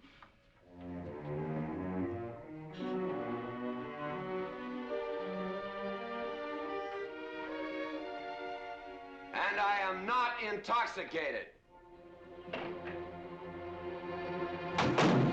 Yet.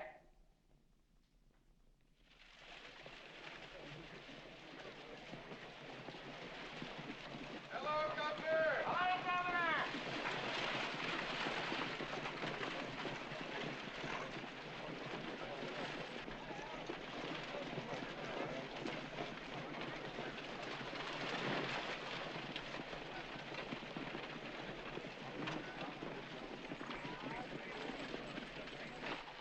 Chief, Puma? Yes, Sergeant. Big McLintock, We know you get us fair judgment. You gentlemen, follow me.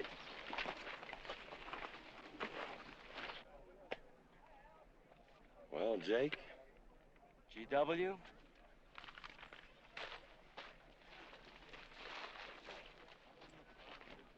Well, GW, it's been a long time. Not long enough. Cuthbert. Your husband is a rude man. Yes, Cuthbert, I know.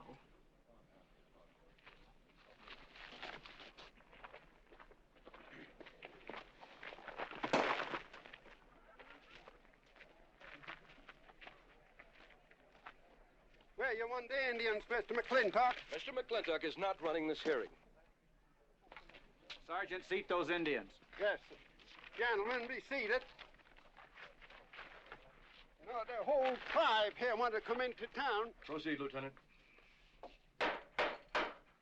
This hearing is now in session. Governor Cuthbert Humphreys presiding. Good luck, Daddy.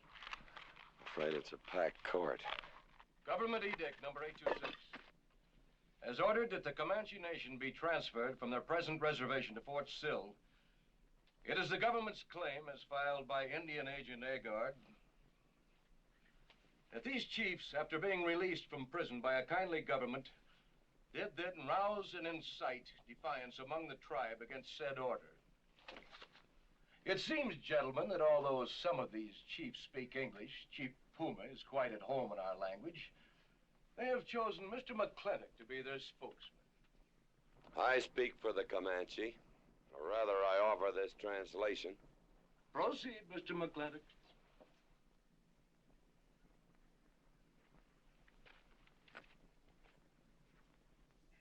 The Comanche say, we are an old people and a proud people. When the white man first came among us, we were as many as the grass is of the prairie. Now we are few, but we are still proud. For if a man loses pride in manhood, he is nothing. You tell us now that if we will let you send us away to this place called Fort Sill, you will feed us and care for us. Let us tell you this. It is a Comanche law that no chief ever eats unless first he sees that the pots are full of meat in the lodges of the widows and orphans. It is the Comanche way of life. This that the white man calls charity is a fine thing for widows and orphans, but no warrior can accept it. For if he does, he is no longer a man. And when he is no longer a man, he is nothing, and better off dead. You say to the Comanche, you are widows and orphans. You are not men. And we, the Comanche, say we would rather be dead. It will not be a remembered fight when you kill us, because we are few now and have few weapons. But we will fight, and we will die Comanche. Thank you, Big McLintock. Am I to gather that Comanche defy the government of the United States? Yes, you may gather that the Comanche defy the United States government, or at least this commission. Gentlemen.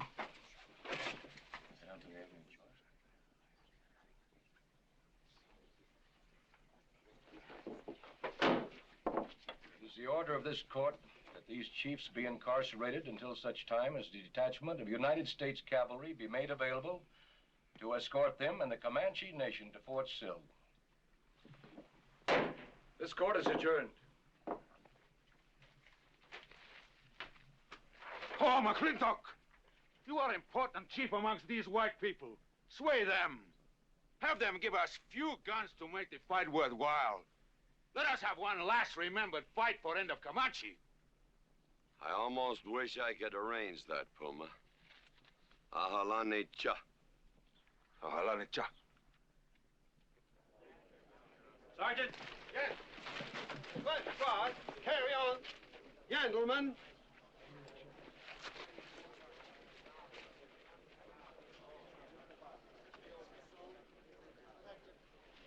It's sad, these changing times.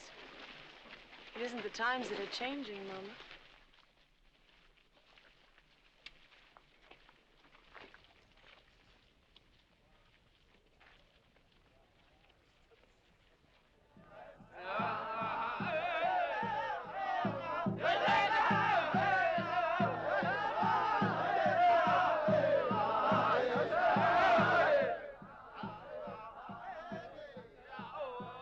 Hi, GW. Hello, Lem.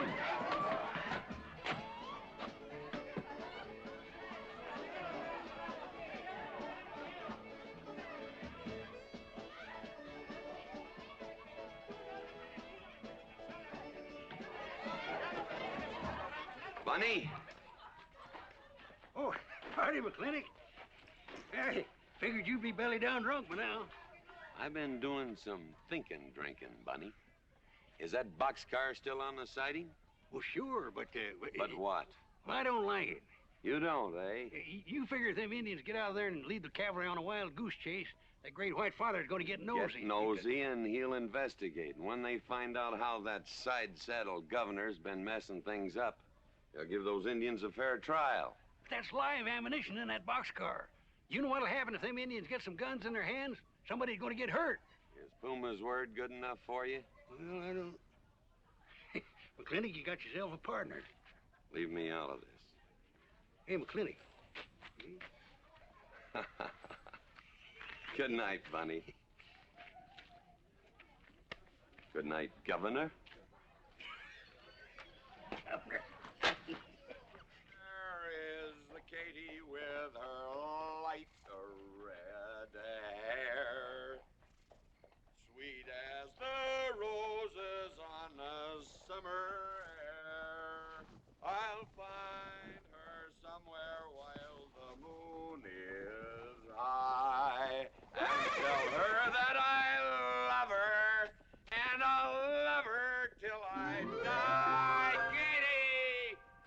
Katie Gilhooly, the minister's home.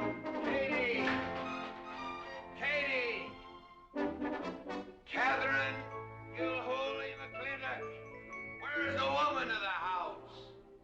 Mr. McLintock. Oh, there you are. Mrs. Warren. Oh, good evening.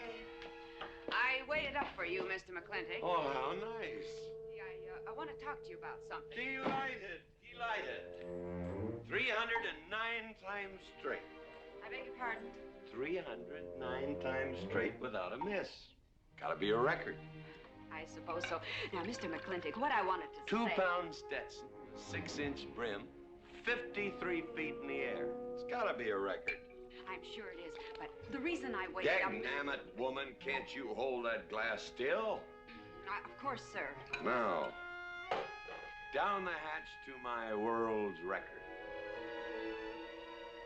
Down the hatch. Yes, sir.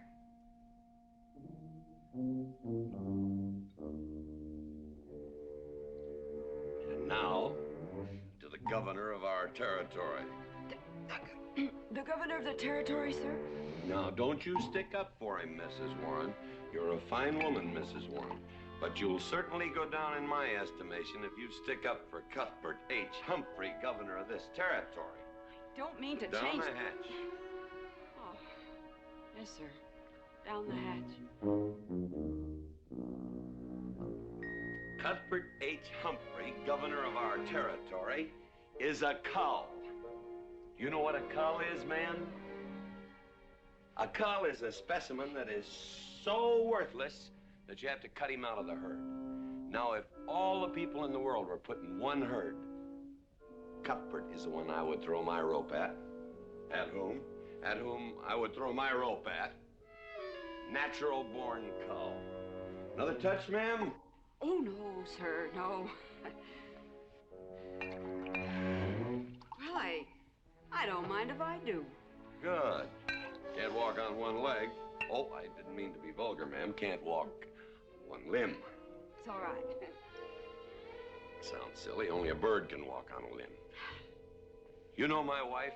Her name's Kate. She insists on being called Katherine. Do you know her? Of course, Mr. McLintock, and that's what I wanted to talk Well, to you. she thinks that Cuthbert H. Humphrey is panting for her like a bull buffalo at the first green up of spring. But what Cuthbert is panting for is my money. Don't make me feel like I'm drinking alone, ma'am. Very well, Mr. McLintock, if you insist. Down the hatch. Good.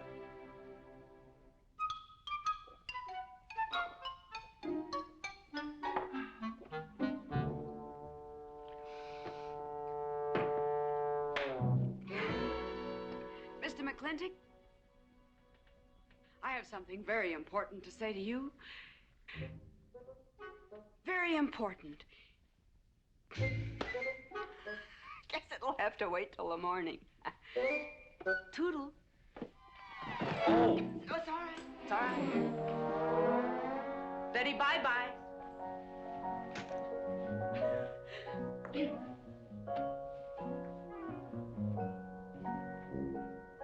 Whoops. Oh.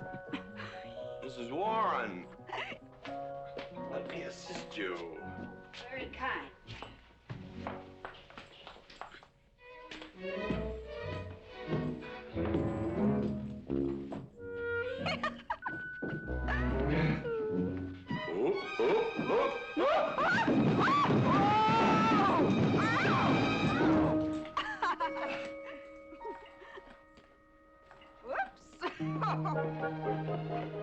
What's going on here?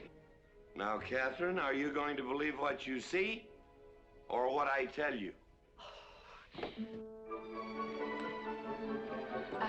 Mrs. McLintock, hope you won't misunderstand. It's the first 100 women sitting on his lap that I misunderstood. Number 101 is quite simple. Now, G.W. McLintock, I have something. He's gone to sleep. Just when I know exactly what I want to say to him, he goes to sleep. I waited up to talk to Mr. McLintock. I wanted to tell him I was quitting. You see, Sheriff Lord has asked me to marry him, and... Oh, congratulations. I don't want to seem prudish, but if you are going to marry Sheriff Lord, it seems to me that you're sitting on the wrong man's lap.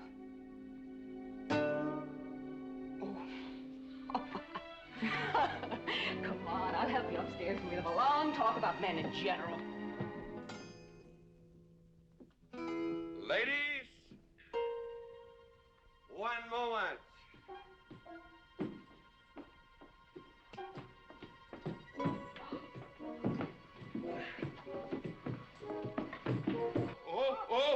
Watch out, you'll get us all killed. What?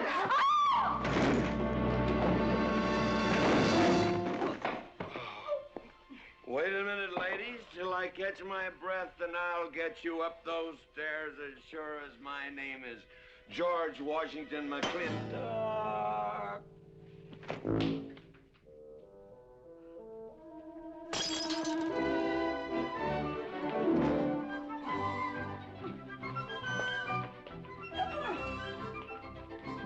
You may be quitting, Mrs. Wallace, Mrs. Ward, but not tomorrow.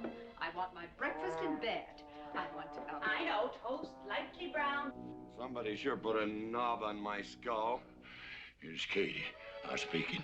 Katie, why? Mrs. Warren was there. Oh. And there you was there. Oh. And there that whiskey bottle was there. Oh. And Katie's temper being what Katie's temper is, well, there you are. Drago, old friend. Huh? My wife does not understand me. Why, she means different than any other man. Come on, I gotta get you upstairs.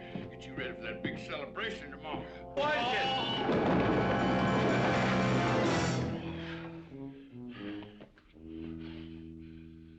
it? Drago, I am sleeping in the den.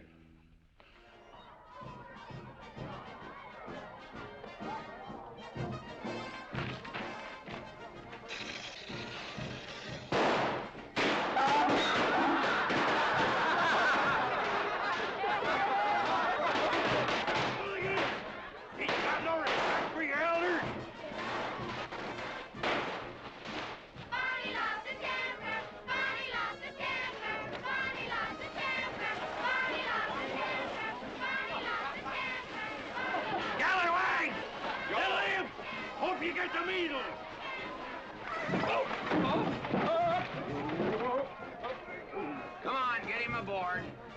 Is everybody ready? Man in number 5 needs a flank cinch. Get him one. Let us know when you're ready. Ladies and gentlemen, it is my honor to present to you the governor of our territory, Cuthbert H. Humphreys. Thank you, Mayor. My friends and citizens of this great territory, this is the 9th consecutive year. It has been my privilege and my pleasure to inaugurate the McLintock 4th of July celebration.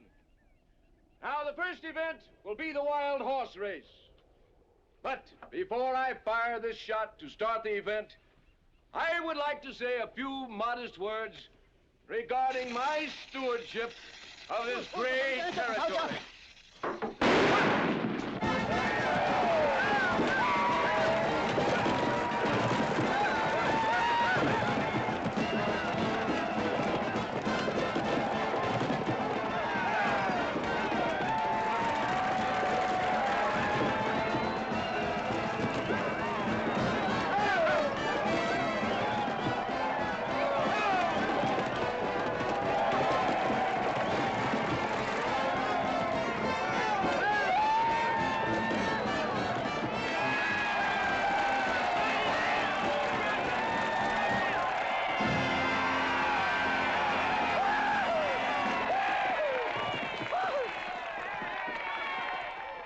Professor Birnbaum.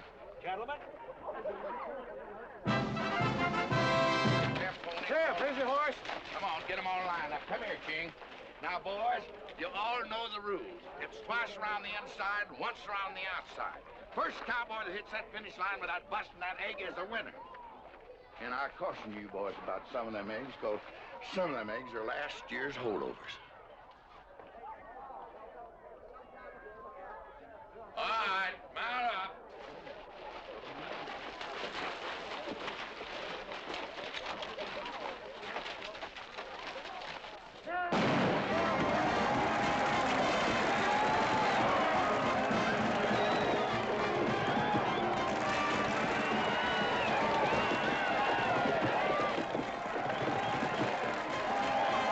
Katherine, my dear, you seem to be enjoying yourself. Oh, yes. This is wonderful. It's the only thing I really do enjoy about this barbaric country, the 4th of July celebration. Well, Katherine, I've been here for 3 days. I haven't heard from you. Is anything wrong? Wrong? Well, I just hope that it hasn't been necessary for you to say anything to GW. What are you talking about? Well, Katherine, you see, I'm in a rather delicate position, being governor of the territory and all. I just hope you haven't found it necessary to say anything about... About what? About you and me.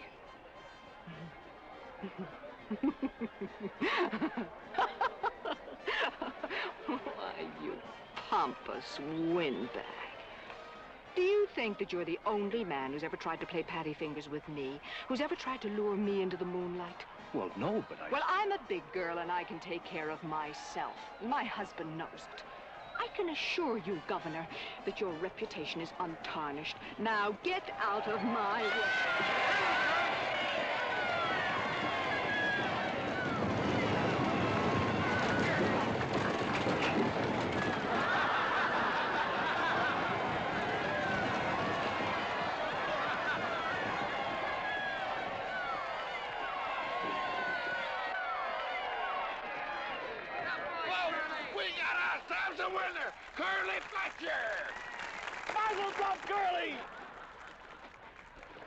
Give me the egg.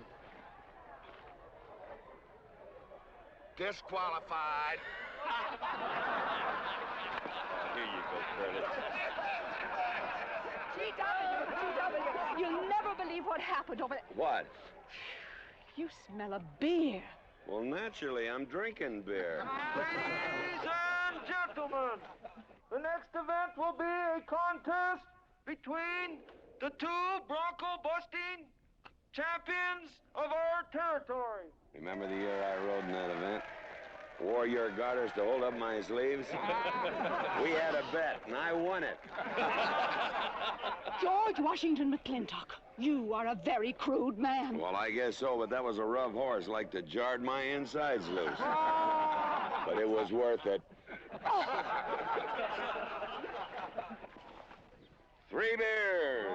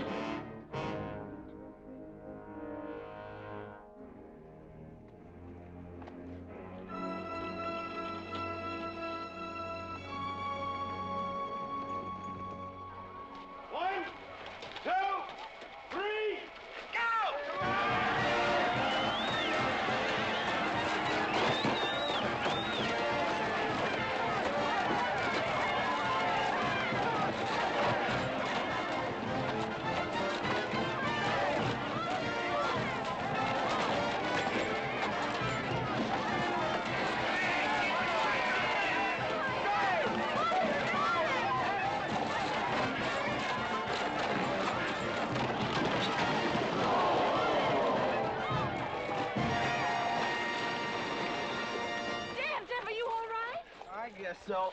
Nothing busted but my pride. Well, that ought to even things up, farmer. For what? Well, that sore nose you gave me the other day. Well, that ain't what's sore on him.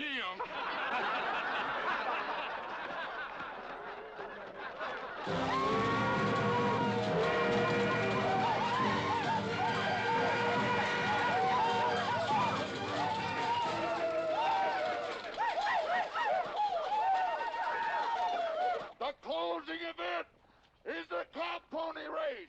The finish line is at the barbecue. So start meandering. Come on. Now what is that, false courage? Why, you know a Douglas doesn't ever use a thing like that. I want you to get on that horse, get out in front, and stay out in front. I'll be out front, Dad. All the way. Good boy. Now remember, stay out in front. That Agamemnon's a good horse.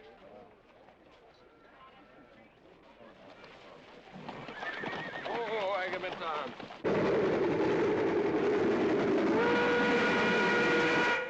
11:40 and she's on time.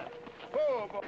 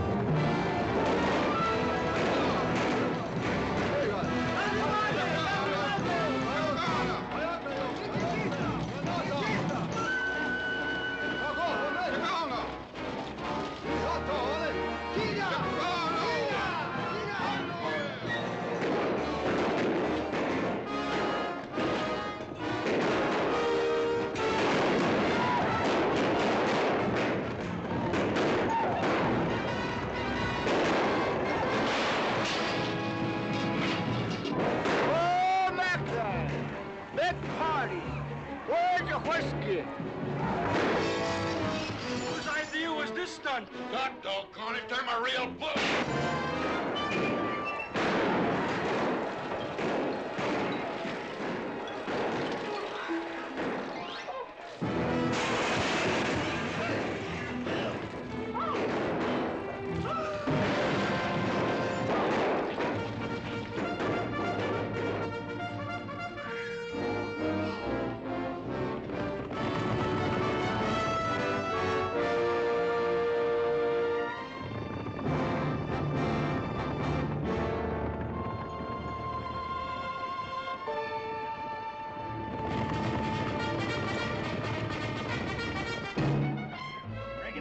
Excitement you'd want for one 4th of July, eh? Puma finally got his way, but I reckon he's riding out his last war party. He won't get very far. But one thing still has me puzzled. Where did they get the guns? I was wondering the same thing. My kidney's been bothering me. Funny? GW.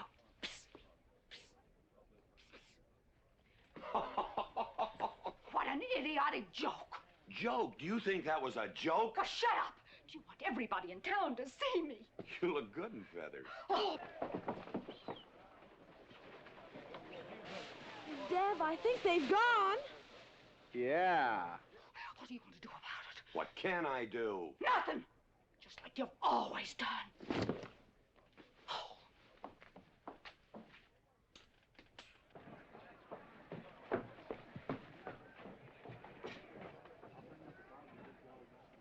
How long, GW? How long what? Cat. She's been riding herd on you for 2 years now. I'm a peaceable man. But my father used to say, you raise your voice, it doesn't do any good. It's time to raise your hand. Well, I've been planning to do something about it. I'll have another talk with her.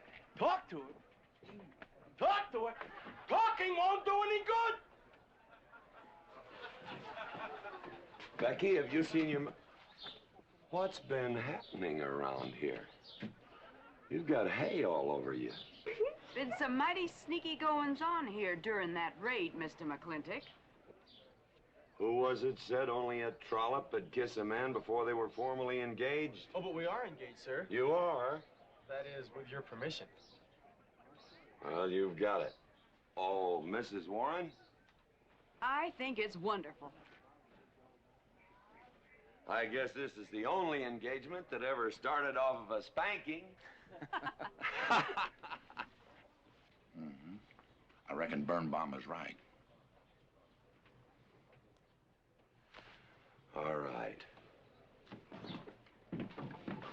Lord bless us, this is gonna be a great day. Doggone it, folks. Let's don't let a little old Indian raid break up a good barbecue and a rodeo. Yeah, meat sound. Let's go.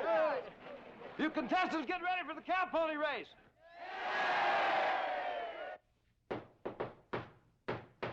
Who is it? It's me. Let me in. Not now. Right now. Are you insane? I want to talk to you. It'll have to wait.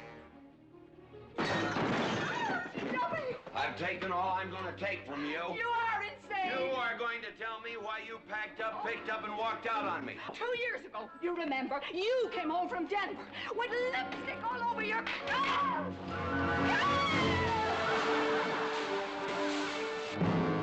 Lipstick on my collar. I've got the shirt to prove it! Who cares? Why, you big...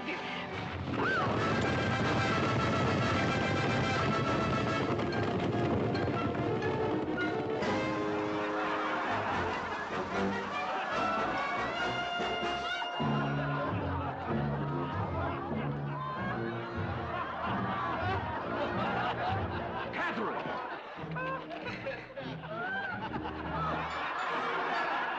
GW, you are a ruffian. Cuthbert, you are right.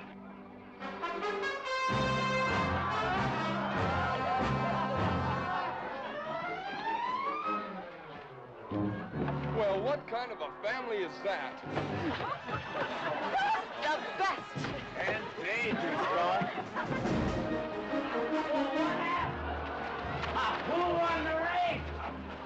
Who cares, Agard? History's being made.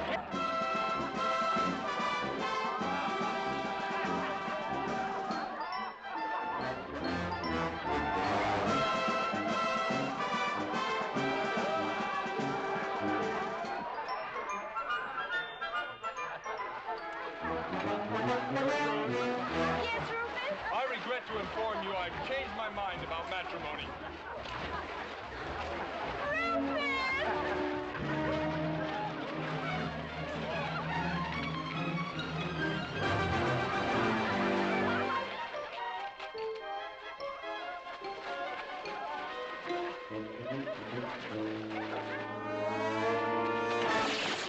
Hey, Mrs. McLintock!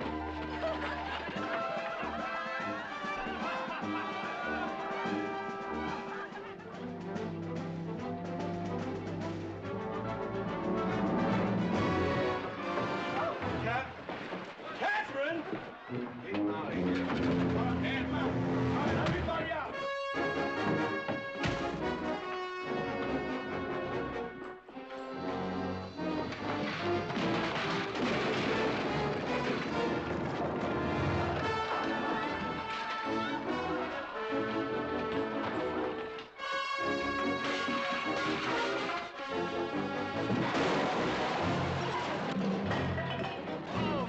Looks like GW is buying out the whole store. I'm afraid you're right.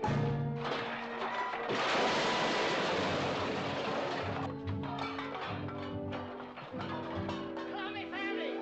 Clowny family!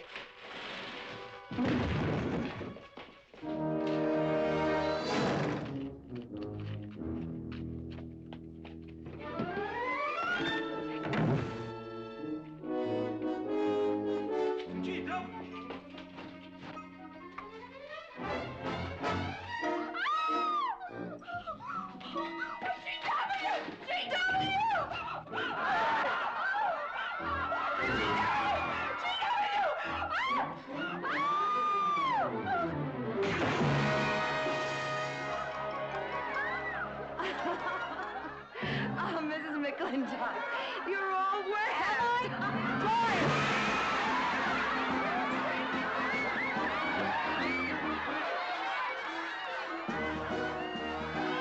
Wrong woman, G.W. Oh, pardon me.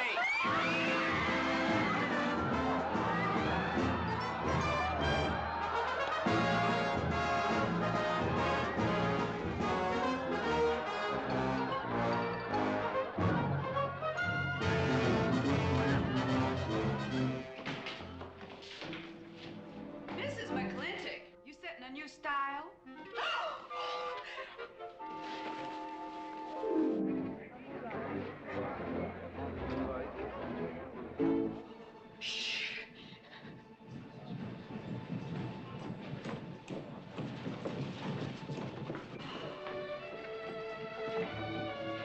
Mr. McLintock, in here!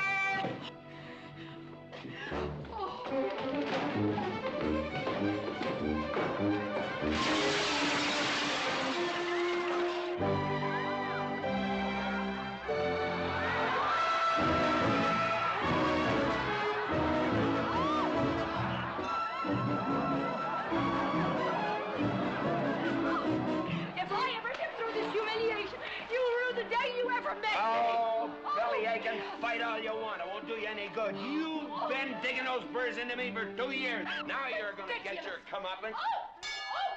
Thanks. My father would be proud of you! Now make me prouder.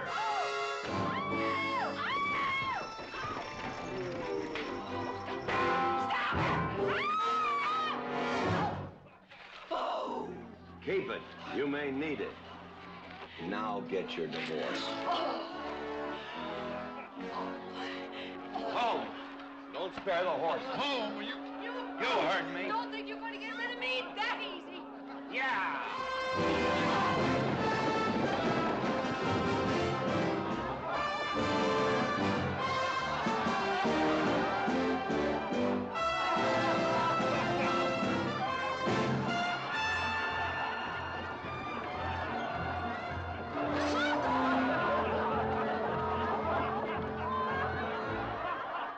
No more living in the capital? No. No more Newport in season? Nope. No more dancing at the governor's ball? No, GW. Happy days! 310 times without a miss. That's a record.